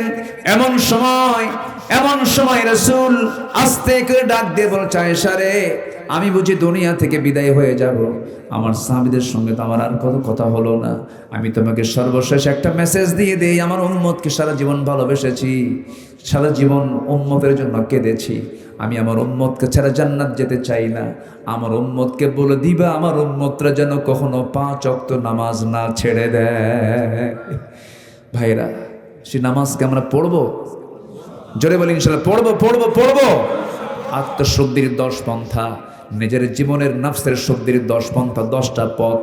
এর মধ্যে 1 নাম্বার হলো তওবা করা, নাম্বার 2 হলো সুন্দর করে নামাজটা পড়া, নামাজটা আমরা পড়বো, জোরে বলি ইনশাআল্লাহ। নাম্বার 3 হলো সিয়াম সাধনা। সিয়াম সাধনার মাস তো আমরা পাড়ি দিলাম, কিন্তু না, প্রত্যেক মাসে রোজা আছে না নাই? আসতে বলবেন না, আছে না নাই? যদিও নফল রোজা, কিন্তু আমার রাসূল কখনো নফল রোজা বাদ দেন নাই। সোমবার বৃহস্পতিবার রোজা। যুবকরা, তোমার যৌবন কন্ট্রোল করতে পারো না, বিয়ে করতে পারছো না, সমস্যা, রোজা রাখো, চোখটা সংযত করো, যৌবনকে সংযত করো। রোজা এমন একটা ইবাদত, পৃথিবীর সব কিছুই দেখা যায়, সব ইবাদত দেখা যায়। নামাজে দাঁড়াচ্ছেন, দেখে ফেললো একজন, এরপরে দান করছেন, দেখে ফেলছে একজন, কিন্তু রোজাটা এমন একটা ইবাদতের নাম, পৃথিবীর কোনো মানুষের দেখার কোনো সাধ্য নাই। বান্দা রোজা আছে কি আছে না, সম্পূর্ণ খবর একমাত্র জানান তিনি আমার কে। এই যে আল্লাহ নিজে বলছেন, এই রোজাটা আমার জন্য, এটার পুরস্কার আমি আল্লাহ নিজ হাতে বান্দাকে জান্নাত বুঝায় দেব। জোরে বলে সুবহানাল্লাহ, আরো জোরে বলে সুবহানাল্লাহ। রোজা মানে কি জানেন? যার রোজা কবুল হবে তার জান্নাত ওয়াজিব হয়ে যাবে। আমি সাউথ কোরিয়াতে বছর 10 আগে গিয়েছিলাম। সাউথ কোরিয়া, দক্ষিণ কোরিয়া, ওই দেশের টোটালি মানুষ ম্যাক্সিমাম সব বৌদ্ধ, গৌতম বুদ্ধের তারা অনুসারী। তা আমার দেশের কিছু প্রবাসী সেখানে যায়, থাকে, চাকরি করে। এক প্রবাসী আমাকে গল্প করছেন, হুজুর, এক আমার মালিক, সে বৌদ্ধ, রোজার মাসে আমি রোজা আছে, সে রোজা বোঝে না। আমাকে বললো, রোজা কি? হটস্কল রোজা, রোজা কি? তো বুঝাই দিলাম, না খেয়ে থাকে। না খেয়ে থাকা কেন? পানি খাও। সে আমার সামনে একটা পানি দিল, পানির বোতল দিয়ে, পানি খাও। কিসের রোজা? কেন আল্লাহ আমাকে মানা করে? আল্লাহ আবার কিসের মানা করবে? কেন আল্লাহ আমাকে মানা করছে, এজন্য খাবো না আমি। আল্লাহ তোমাকে মানা করলো, ঠিক আছে, তুমি খাবা না, খাবা না, ঘরের মধ্যে লুকায় যা খাও। কি কথা কি বুঝতেছেন? মানে ও বোঝে নাই যে আল্লাহ লুকেও দেখে, এটা বোঝে না। তো বললো, আমার আল্লাহ এমন আল্লাহ যিনি লুকে খেলেও খায়, লুকে খেলেও দেখে, গোপনে খেলেও দেখে, প্রকাশ্যে খেলেও দেখে। আশ্চর্য হয়ে, তাই তোমার আল্লাহ গোপনেও দেখে, প্রকাশ্যেও দেখে, আর তুমি সেই আল্লাহকে ভয় করে রোজা আছো? তোমার দেশের মানুষ কি করে? আমার দেশের মানুষে সবাই রোজা রাখে।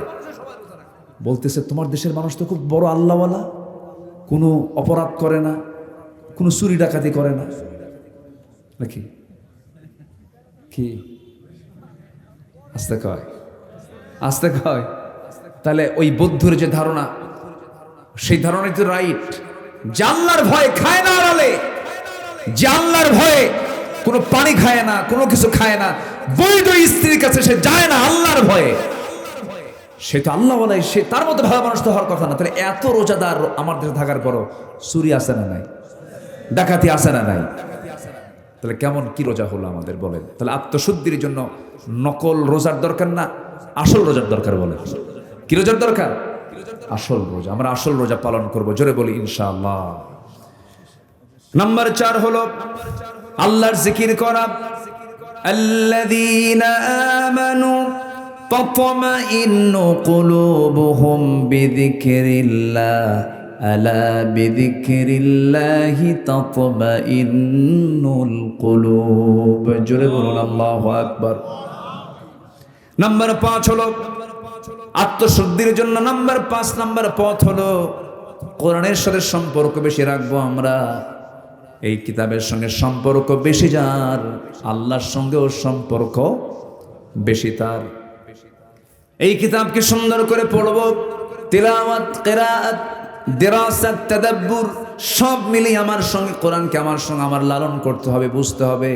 আপনি কি জানেন এই কোরআন একদিন আমাকে আপনাকে সুপারিশ করে জান্নাতের দরজায় পৌঁছায়া দেবে? জোরে বলে সুবহানাল্লাহ। এই জন্য দুনিয়ার দল করব না, কোরআনের দল করব।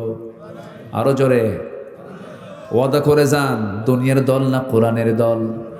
আরো জোরে বলেন, দুনিয়ার দল না কোরআনের দল, দুনিয়ার দল না কোরআনের দল, দুনিয়ার দল না কোরআনের দল। মনে যেন থাকে। জোরে বলি ইনশাআল্লাহ। নাকি বের হওয়ার পরে ভুলে যাবেন? নাম্বার 6 হলো সেজদায় বেশি বেশি ক্রন্দন করা। يخرون للأذقان يبكون ويزيدهم خشوعا জোরে বলুন আল্লাহু আকবার। নাম্বার 7 হলো হালাল রিজিক উপার্জন করা। কুলু মিনাত তাইয়্যিবাত ওয়া আমালু সালিহান ইন্নী বিমা তা'মালুনা আলিম। জোরে বলুন আল্লাহু আকবার।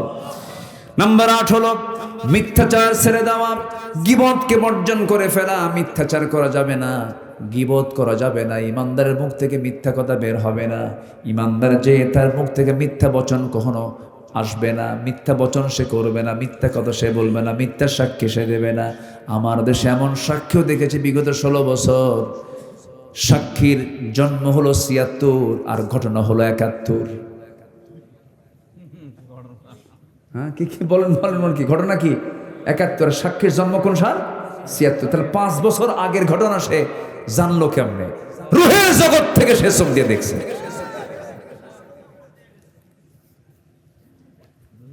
এগুলো দেখছে আমার কত বছর? 16 বছর। কত বছর?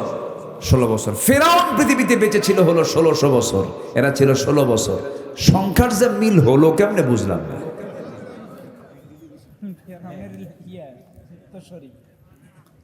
আল্লাহ তাআলা এদের কিছু উদাহরণ দিয়েছে, জানেন? আল্লাহ তাআলা এদের কিছু উদাহরণ দিয়েছে, যেরকম আল্লাহ তাআলা মশার উদাহরণ দিয়েছেন। কিসের উদাহরণ বলেন তো? মশা। মশা মশা কি করে আমাদের বলেন? কামড়ায় কিনা? মশা কামড়ায়। আল্লাহ তাআলা কোরআনের ভিতরে মশার কথা বললেন, তো কাফেররা বলল ফায়াকুলুনা মাযা আরাদাল্লাহু বিহাদা মাসালা। তোমার আল্লাহর কি দরকার ছিল যে এই মশার উদাহরণ কোরআনে ঢোকানো? এত বড় একটা কিতাব, এটা এর মধ্যে মশা কেন? বলে ফেলল। কিন্তু কেন যে মশা ঢুকালেন এই যে দেখেন, বুঝবেন। আচ্ছা বলেন তো, মশাকে দেখে আমরা ভয় পাই না মশা আমাকে দেখে ভয় পাই? বলেন বলেন। আমি কি মশাকে দেখে ভয় পাই না মশা আমাকে দেখে ভয় পায়? মশারি টাঙ্গায় কে? কে মশারি টাঙ্গায়? তাহলে ভয় পায় কে? কি ঠিক আছে কিনা বলেন? আচ্ছা, তাহলে ছোট্ট মশা কিন্তু এই মশা এত ভয়ঙ্কর। এডিস একটা মশা আছে যার কামড় খাইলে প্রায় অনেক রোগী মারা যায় কিনা? মারা যায় কিনা বলেন? মারা যায়। তো এই মশাকে ছোট চোখে দেখার কোনো সুযোগ নাই। আল্লাহ পাক মশার উদাহরণ দিয়েছেন সূরা বাকারার মেবি 22-26 নম্বর আয়াত। আল্লাহ তাআলা এই মশার উদাহরণ, ইন্নাল্লাহা লা ইস্তাহি আন ইয়াদরিবা মাসালান মা বাউদাতান। বাউদাতান বলেছেন, এটা গোলতা শেষে আছে, এটা মুয়ান্নাস। মশা কামড় মারে পুরুষ মশা না স্ত্রী মশা? বলেন কি মশা কামড়ায়? পুরুষ মশা কামড়ায় না মহিলা মশা কামড়ায়? আরে মহিলা মশা কামড়ায়, এটা জানতে হবে তো। আমরা কামড়াই না না, আবার মাদেরকে দোষ দেওয়া যাবে না। এখানে কিন্তু মহিলারা না, এখানে মহিলা মশা। মহিলা কি? মশা। আচ্ছা, মহিলা মশা কামড়ায়। এই মহিলা মশাটা কামড়ায় আল্লাহ পাক 1500 বছর আগে কিন্তু মহিলা মশার কথাই বলেছেন।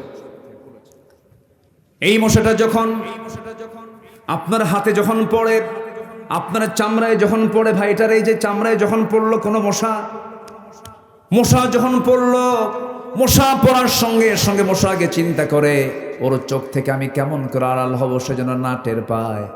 সে মশাটা যখন কোনো চামড়ায় পড়ে, চামড়ায় পড়ার সঙ্গে সঙ্গে সে তার মুখের সামনের একটা অংশ থেকে কিছু মেডিসিন সে বের করে ফেলে। দেখবেন দুনিয়াতে কোনো অপারেশন যদি জটিল হয়, অ্যানেস্থেসিয়া করে, অজ্ঞান করে। কি করে? অজ্ঞান করে, অ্যানেস্থেসিয়া করে। এই জায়গাটা সেলাই দেবে, অ্যাক্সিডেন্ট করেছেন, যদি আপনি এইটুকু অংশ যদি সেলাই অ্যানেস্থেসিয়া না করেন, অজ্ঞান না করেন, ওই যে ব্যথার তীব্রতায় আপনার মৃত্যু হতে পারে। এই জন্য আগে অ্যানেস্থেসিয়া করে নেয়।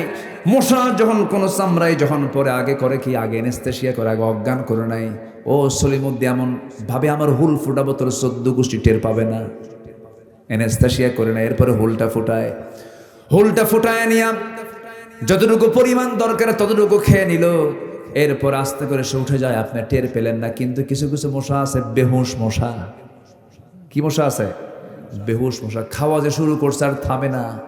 এত খাওয়া খায়, ওর পাখার পাখা দিয়ে যে ছুড়বে সে ওরার শক্তিও শেষ হয়ে যায়, কারণ তার দেহের চাইতে তখন তার খাওয়ার ওজনটাই বেশি হয়ে যায়, খাদ্যের ওজনটা বেশি হয়ে যায়, আর নড়তে পারে না, শীত হয়ে পড়ে আর মরে।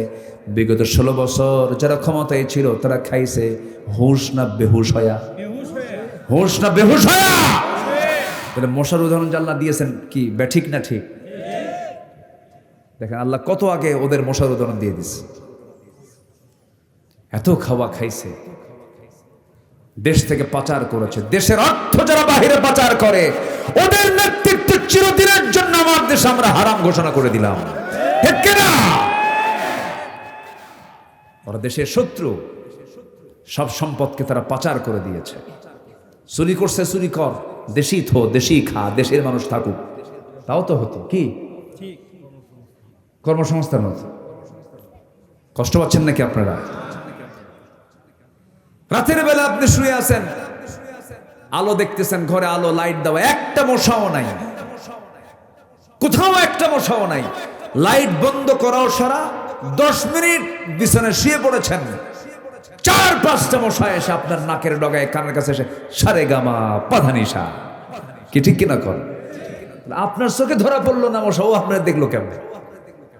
বিজ্ঞান বলতেছে প্রত্যেকটা মশা 75 ফিট দূর থেকে টের পায় এখানে কোন ছড়ির মধ্যে শুয়ে আছে, 75 ফুট দূর থেকে।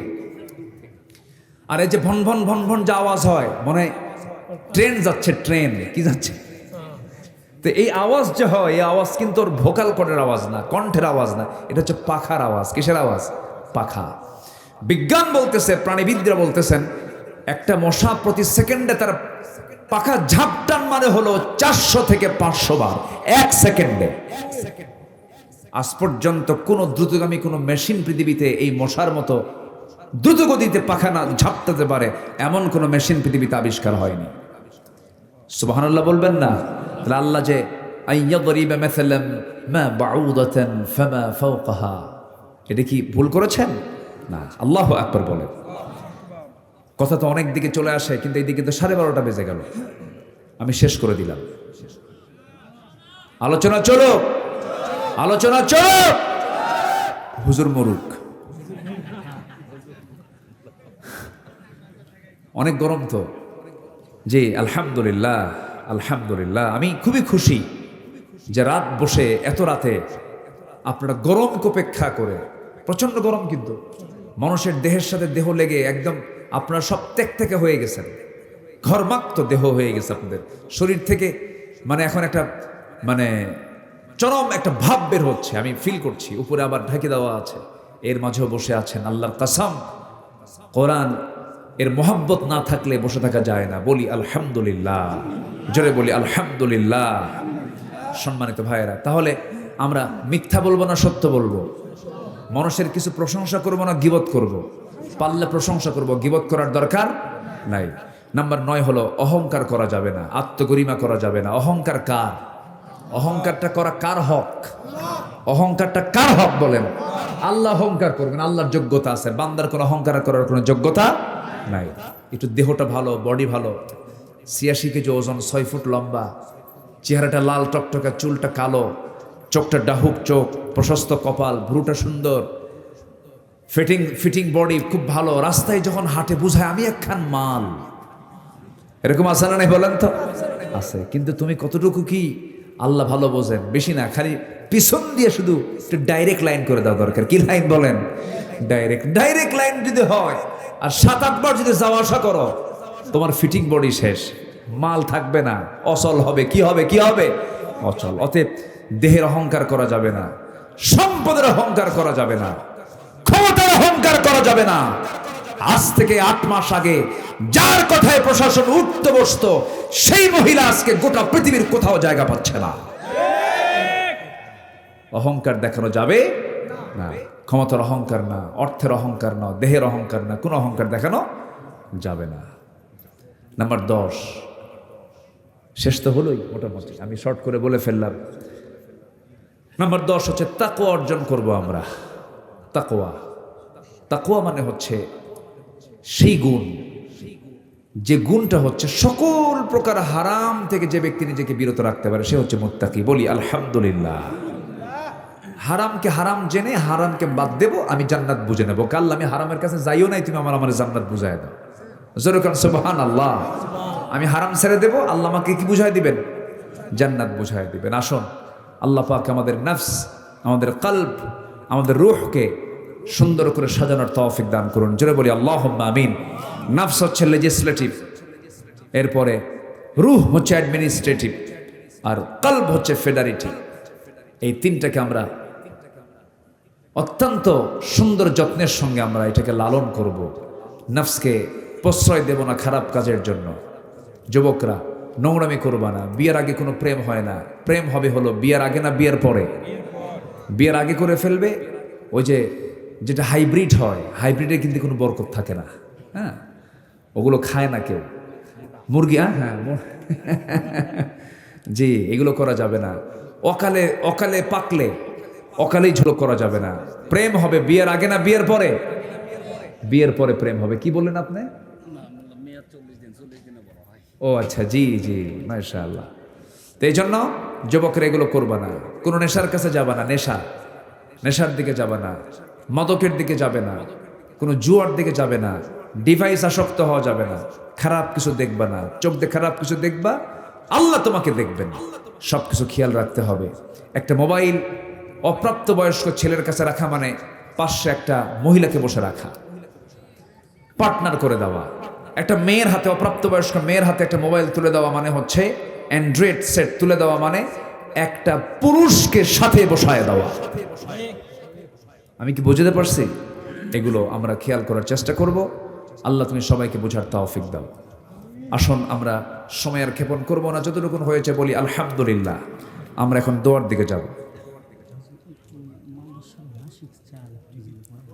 মাসিক, আচ্ছা বসেন, আমরা কিন্তু দোয়া করবো। আমাদের মূল কাজ কিন্তু, মূল আকর্ষণ যেটা আমি শুরুতে বলেছি, মূল আকর্ষণ আজকে মাজলুমদের জন্য দোয়া করবো না আমরা ইনশাআল্লাহ। আচ্ছা, বৃষ্টির দরকার আছে না নাই? বৃষ্টির জন্য দোয়া চাবেন না আপনারা? এই প্রচন্ড গরম, কি বৃষ্টির দরকার আছে? তো এলাকায় দরকার আছে কিনা ভালো করে কন। যদি না হয় তাহলে চাবো না,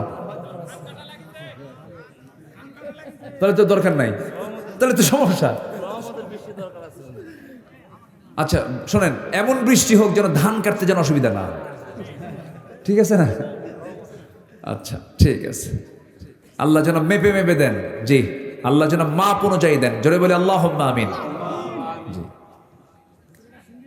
ইসলামে আত্মা, নফস, আকল, এই তিনটি কনসেপ্ট কিভাবে পৃথক, তারা কিভাবে একে অপরের সঙ্গে সম্পর্কিত, এ তো অনেক লম্বা কথা। আমি শেষ অবশ্য বলেছি নফস, কলব এবং রূহ অ্যাডমিনিস্ট্রেটিভ, লেজিসলেটিভ, এটা হচ্ছে ফেডারেটিভ।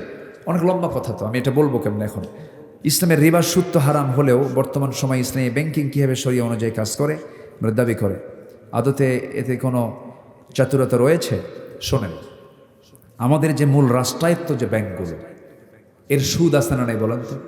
আচ্ছা, তো এর মধ্যে থেকে একটু বাঁচার জন্য চেষ্টা করছে। আপনি বাঁচার চেষ্টা করবেন না? আপনি বাঁচার জন্য এই শরিয়া বোর্ড রেখে কিছু ব্যাংক তারা চেষ্টা করছে মন্দ থেকে, মানে অন্তত কিছু থেকে আমরা বাঁচার চেষ্টা করি। আমি নেব না, এটা পারবেন না, আপনাকে নিতে হচ্ছে, কিন্তু আপনি দিবেন না। আমি সুদ দেব না, এই কাজ শুধু করতে পারবেন না, কিন্তু আপনি নিতে বাধ্য হচ্ছেন।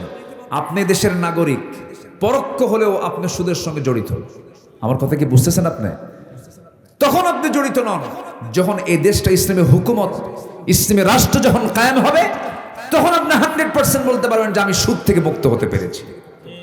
আচ্ছা, আপনি মাহফিলে আসছেন, ডান পথে এসেছেন না বাম পথে এসেছেন বলেন?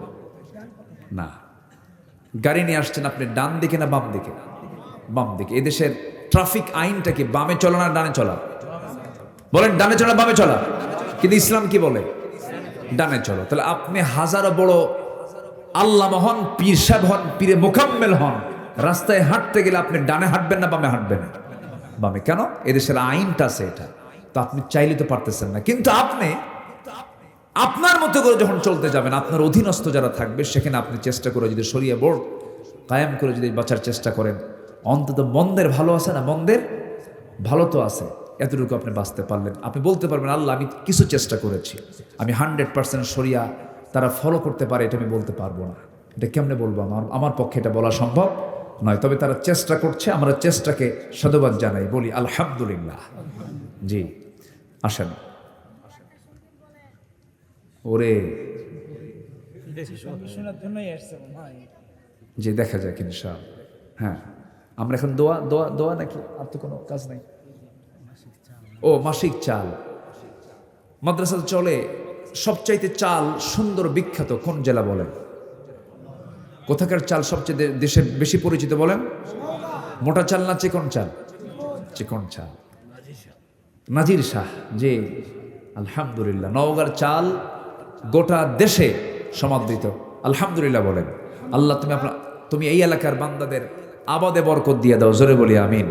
তো দান না করেই বরকত নেবেন, এটা কেমন হয়? তো এটাকে মাসিকভাবে আপনি বলতেছেন নাকি?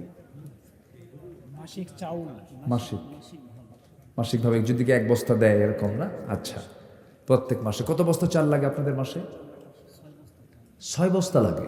তাহলে তো অনেক ছাত্র। তো আমি কয় কেজিতে এক বস্তা? ও 50 কেজি। এই তো মনে হয় খুব বেশি হবে না ইনশাআল্লাহ। আমি একটা মাপ আছে কিন্তু 100 কেজিতে আছে, একটা আছে না যেটা এখন কমায় গেছে। আচ্ছা 50 কেজিতে এখন এক বস্তা, আমরা এটাই মাথায় নিচ্ছি। 50 কেজি করে। এখানে এতিমও আছে তো না? এতিম আছে না? এতিম আছে। আপনি এতিমকে খাওয়াবেন, আল্লাহ আপনাকে জান্নাতে খাওয়াবেন, বলি আলহামদুলিল্লাহ। যে এতিমকে খাওয়ায় তার জন্য জান্নাত ওয়াজিব হয়ে যায়। এটা বিশাল ব্যাপার। কিন্তু একটা চান্স আসছে, মাসে আপনি 50 কেজি করে দিবেন। এই মাদ্রাসায় একটা মাস চলে গেলে 50 কেজি দিবেন, আল্লাহ আপনাকে এটার জন্য বিশাল পুরস্কার দিবেন ইনশাআল্লাহ। এরকম কেউ কি আছেন দিতে পারবেন যে হুজুর আমি প্রত্যেক মাসে এতিমদের জন্য, এই দুস্থ অনাথ এই গরিব ছাত্রদের জন্য আমি একটা বস্তা চাল আমি দেবো? এরকম কে আছেন দেখি? এতগুলো মানুষের মধ্যে এরকম ভাগ্যবান কেউ আছেন কি দিতে পারবেন?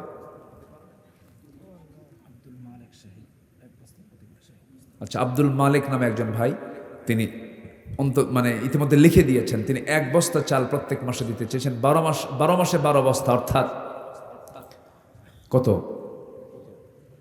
600 কেজি না নাকি? 600 কেজি। হ্যাঁ 600 কেজি হচ্ছে। জি আলহামদুলিল্লাহ। আল্লাহ তুমি তার দানকে কবুল করো, জোরে বলি আল্লাহুম্মা আমিন। এরকম কেউ কি আছেন যে একটা মাসে আসলে, একটা মাস শেষ হলেই 50 কেজি চালের দাম কত? মানে 3000 টাকা না? 3 থেকে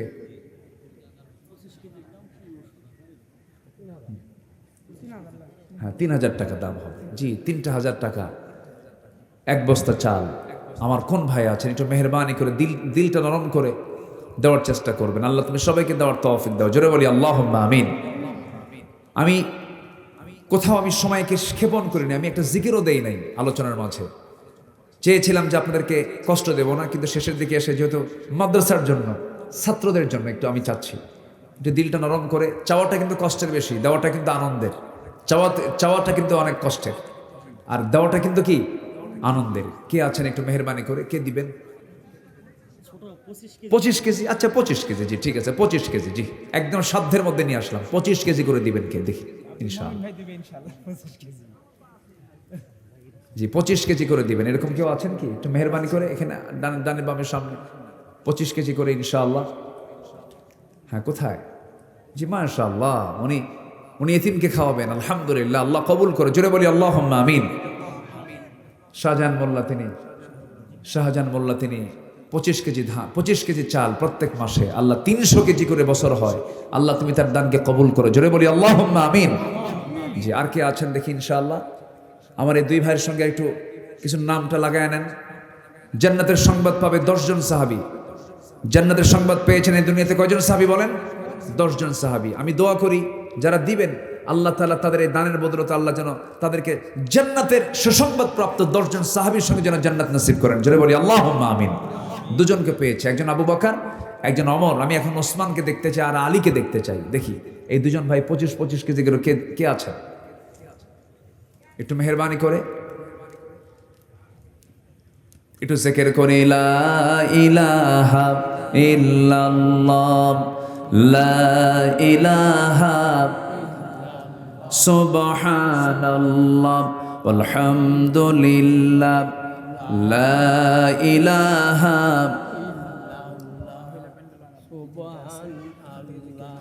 যে আমার মা বোন যারা আসছেন, মেহেরবানি করে দিলটা নরম করে আপনারাও দিতে পারবেন। আল্লাহ তুমি সবার দানকে, যে যে নিয়তে দান করেছেন তাদের দান কবুল করো, এবং নতুন করে আমি যেটা চাচ্ছি আল্লাহ তুমি তাদেরকে নতুন করে প্ল্যান করে দান করার তৌফিক তুমি আল্লাহ দিয়ে দাও। জোরে বলি আল্লাহুম্মা আমিন। জিকির করি লা ইলাহা,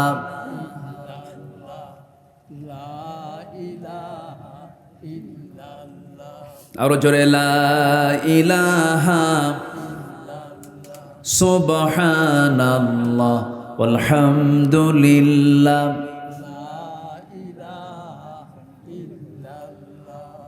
লা ইলাহা ইল্লাল্লাহু মুহাম্মাদুর রাসূলুল্লাহ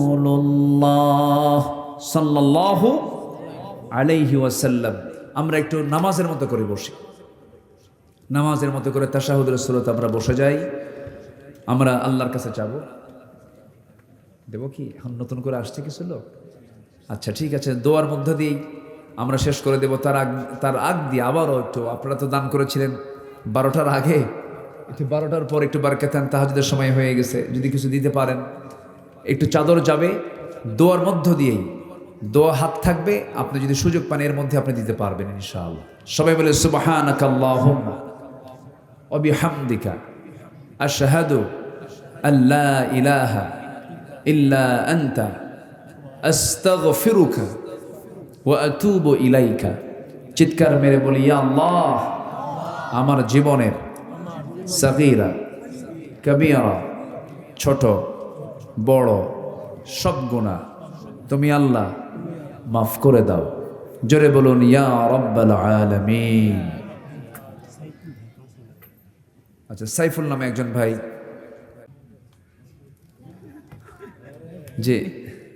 যে আশেপাশে অনেক মাইয়াত শুয়ে আছেন, আমরা তাদের জন্য দোয়া করব। অনেক কবরবাসী আছেন, কবরবাসী আছেন আশেপাশে, অনেক কবরের বাসিন্দা আছেন যারা অসহায় হয়ে পড়ে আছেন। আমরা সেই অসহায় কবরবাসীর জন্য আমরা দোয়া করি, আল্লাহ যেন তাদের কবরের সমস্ত আযাবকে মাফ করে দেন। জোরে বলি আল্লাহুম্মা আমিন। এই আশাবাদ কামনা করছি।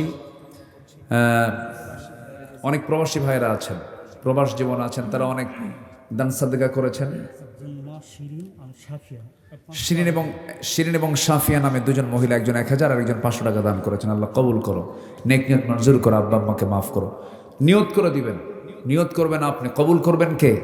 আল্লাহ তাআলা। অসুস্থ আল্লাহ পাক সুস্থ করে দিবেন, রোগাক্রান্ত রোগমুক্ত করে দিবেন, ঋণগ্রস্ত দান করে আপনি আল্লাহর কাছে চাবেন এবং দোয়া করবেন আল্লাহুম্মা ইন্নী আউযু বিকা মিনাল হাম্মি ওয়াল হাযানি ওয়াল আজাজি ওয়াল কাসালি ওয়াল জুবনি ওয়াল বুখলি ওয়া দালা'id দাইনি ওয়া গালাবাতির রিজাল। এরকম করে আমরা আল্লাহর কাছে দোয়া করব। আল্লাহ অবশ্যই আমাদের সকল বিপদ আপদ থেকে আল্লাহ পাক আমাদেরকে হেফাজত করবেন। আল্লাহ কবুল করুন। জোরে বলি আল্লাহুম্মা আমিন।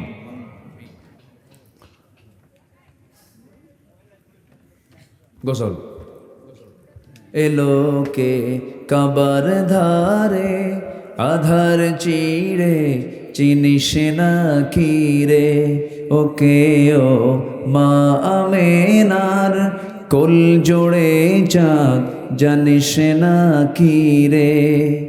মুতালিব আজকে কেন বেহুশ হেন, বক্ষে খুশির বান বেদনার সুপ্ত ক্ষতে হাত বোলাতে কারে আগমন সাহারার হৃদয় ভরা ঝরনা ধারা বইল না কি রে।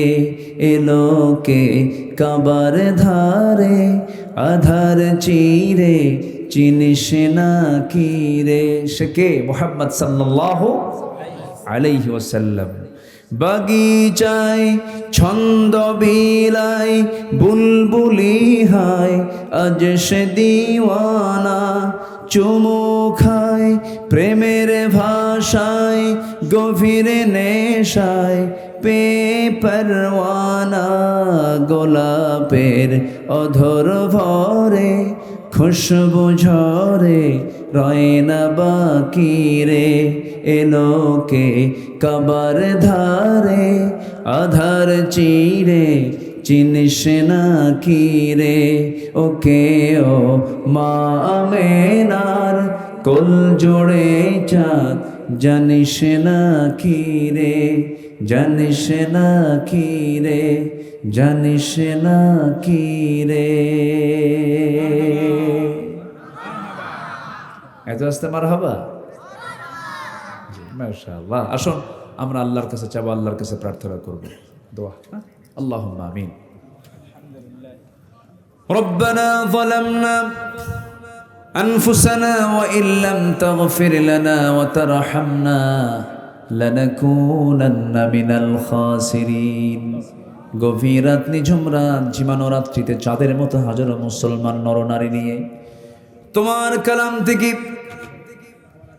দু তিনটা আয়াতকে সামনে রেখে যৎকিঞ্চিত কিছু কথা বলেছি, কাঙ্গাল ফিকারের মতো দুটো হাত পেতেছি। আল্লাহ, গুনার দিকে নজর দিও না, বান্দা মনে করে তামাম জিন্দেগির গুনাহগুলোকে মাফ করে দাও।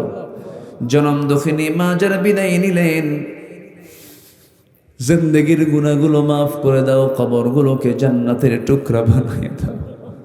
আব্বা আম্মা যারা বিদায় হয়েছে রে, আম্মা ডাকের মধ্যে কি মধু আছে সেই তো বুঝতে পারে রে আল্লাহ। সে আব্বা আম্মার জন্য কি দোয়া তাও শিখিয়ে দিয়েছো, সবে আওয়াজ দিয়ে বলুন, রব্বির হামহুমা কামা রব্বায়ানি সগীরা, রব্বির হামহুমা কামা রব্বায়ানি সগীরা, রব্বির হামহুমা কামা রব্বায়ানি সগীরা, রব্বির হামহুমা কামা রব্বায়ানি সগীরা। বিশেষ করে মাহফিলটার আয়োজন করলেন যারা, শোনার জন্য আসলেন যারা, কিয়ামতের দিন যেদিন কেউ কাউকে চিনবে না, মাহফিল সবার জন্য নাজাতের মাধ্যম বানায় দিও আল্লাহ। আল্লাহ তাআলা মাদ্রাসাকে কবুল করো, শিক্ষক ছাত্র কমিটির ভাইদেরকে তুমি আল্লাহ দয়া করে কবুল আর মঞ্জুর করে নাও। আমার ডানে বামে সামনে পেছনে যত ভাই হাত তুলেছেন, যার যা চাওয়া তুমি আল্লাহ পাওয়া করে দিও, যার যার সমস্যা তুমি আল্লাহ সমাধান করে দিও, রোগাক্রান্ত থেকে রোগ মুক্ত করে দিও, ঋণগ্রস্ত থেকে ঋণ মুক্ত আর তৌফিক তুমি আল্লাহ দিয়া দিও। দুনিয়া ছেড়ে কোন দিন বিদায় নেব জানি না, ডান হাতে আমল নামা না আসা পর্যন্ত আমাদের কাউরে মরণ দিও না। ফিলিস্তিনকে বাঁচাও, মুসলমানদের আকসা তুমি আল্লাহ মুসলমানদের হাতে তুলে দাও। ও আল্লাহ, কাশ্মীর জ্বলন্ত অগ্নিকুণ্ড হয়ে আছে, আল্লাহ তোমার গায়েবে সাহায্য নাজিল করো। তোমার পছন্দের বান্দা ওমরের মতো একজন বান্দা, এমন একজন না তো তুমি আল্লাহ মুসলিম বিশ্বের জন্য পাঠায়া দাও। দুনিয়া থেকে কোন দিন বিদায় নেব জানি না, মূর্তি যখন হবে তুমি আল্লাহ শহীদি মৌত কপালে জুটাই দিও। আল্লাহ, তোমার পছন্দের বান্দা না হওয়া পর্যন্ত মরণটা দিও না। তোমার কাছে গিয়ে ধরা খেয়ে যাবো, এর চাইতে বড় মুসিবত কি হতে পারে? আল্লাহ, মেহেরবানি করে আমাদের হিসাবটা জটিল না করে হিসাবটা সহজ করে দিও। আল্লাহুম্মা হাসিবনি হিসাবান ইয়াসিরা, আল্লাহুম্মা হাসিবনি হিসাবান ইয়াসিরা। কোন দিন মালাকুল মউত আসবে জানি না, কোন দিন মরবো কেউ আমরা বলতেও পারি না। আল্লাহ, মরতে যখন হবে তুমি আল্লাহ শহীদি মত কপালে জুটাইয়া দিও। তোমার বান্দাগুলোর মনের কি খবর তুমি আল্লাহ ভালো করে জানো, সবার চাওয়াকে তুমি আল্লাহ পাওয়া করে দিও। ঋণ শোধ করার তৌফিক দাও, রোগ সুস্থ করে দাও, এক কথায় যার যার সমস্যা তুমি আল্লাহ সমাধান করে দাও। দুনিয়া থেকে কোন দিন বিদায়ের সময় আসবে বলতে পারি না, তবে যেদিন মরে যাব টান মেরে ঘর থেকে বের করে দেবে রে।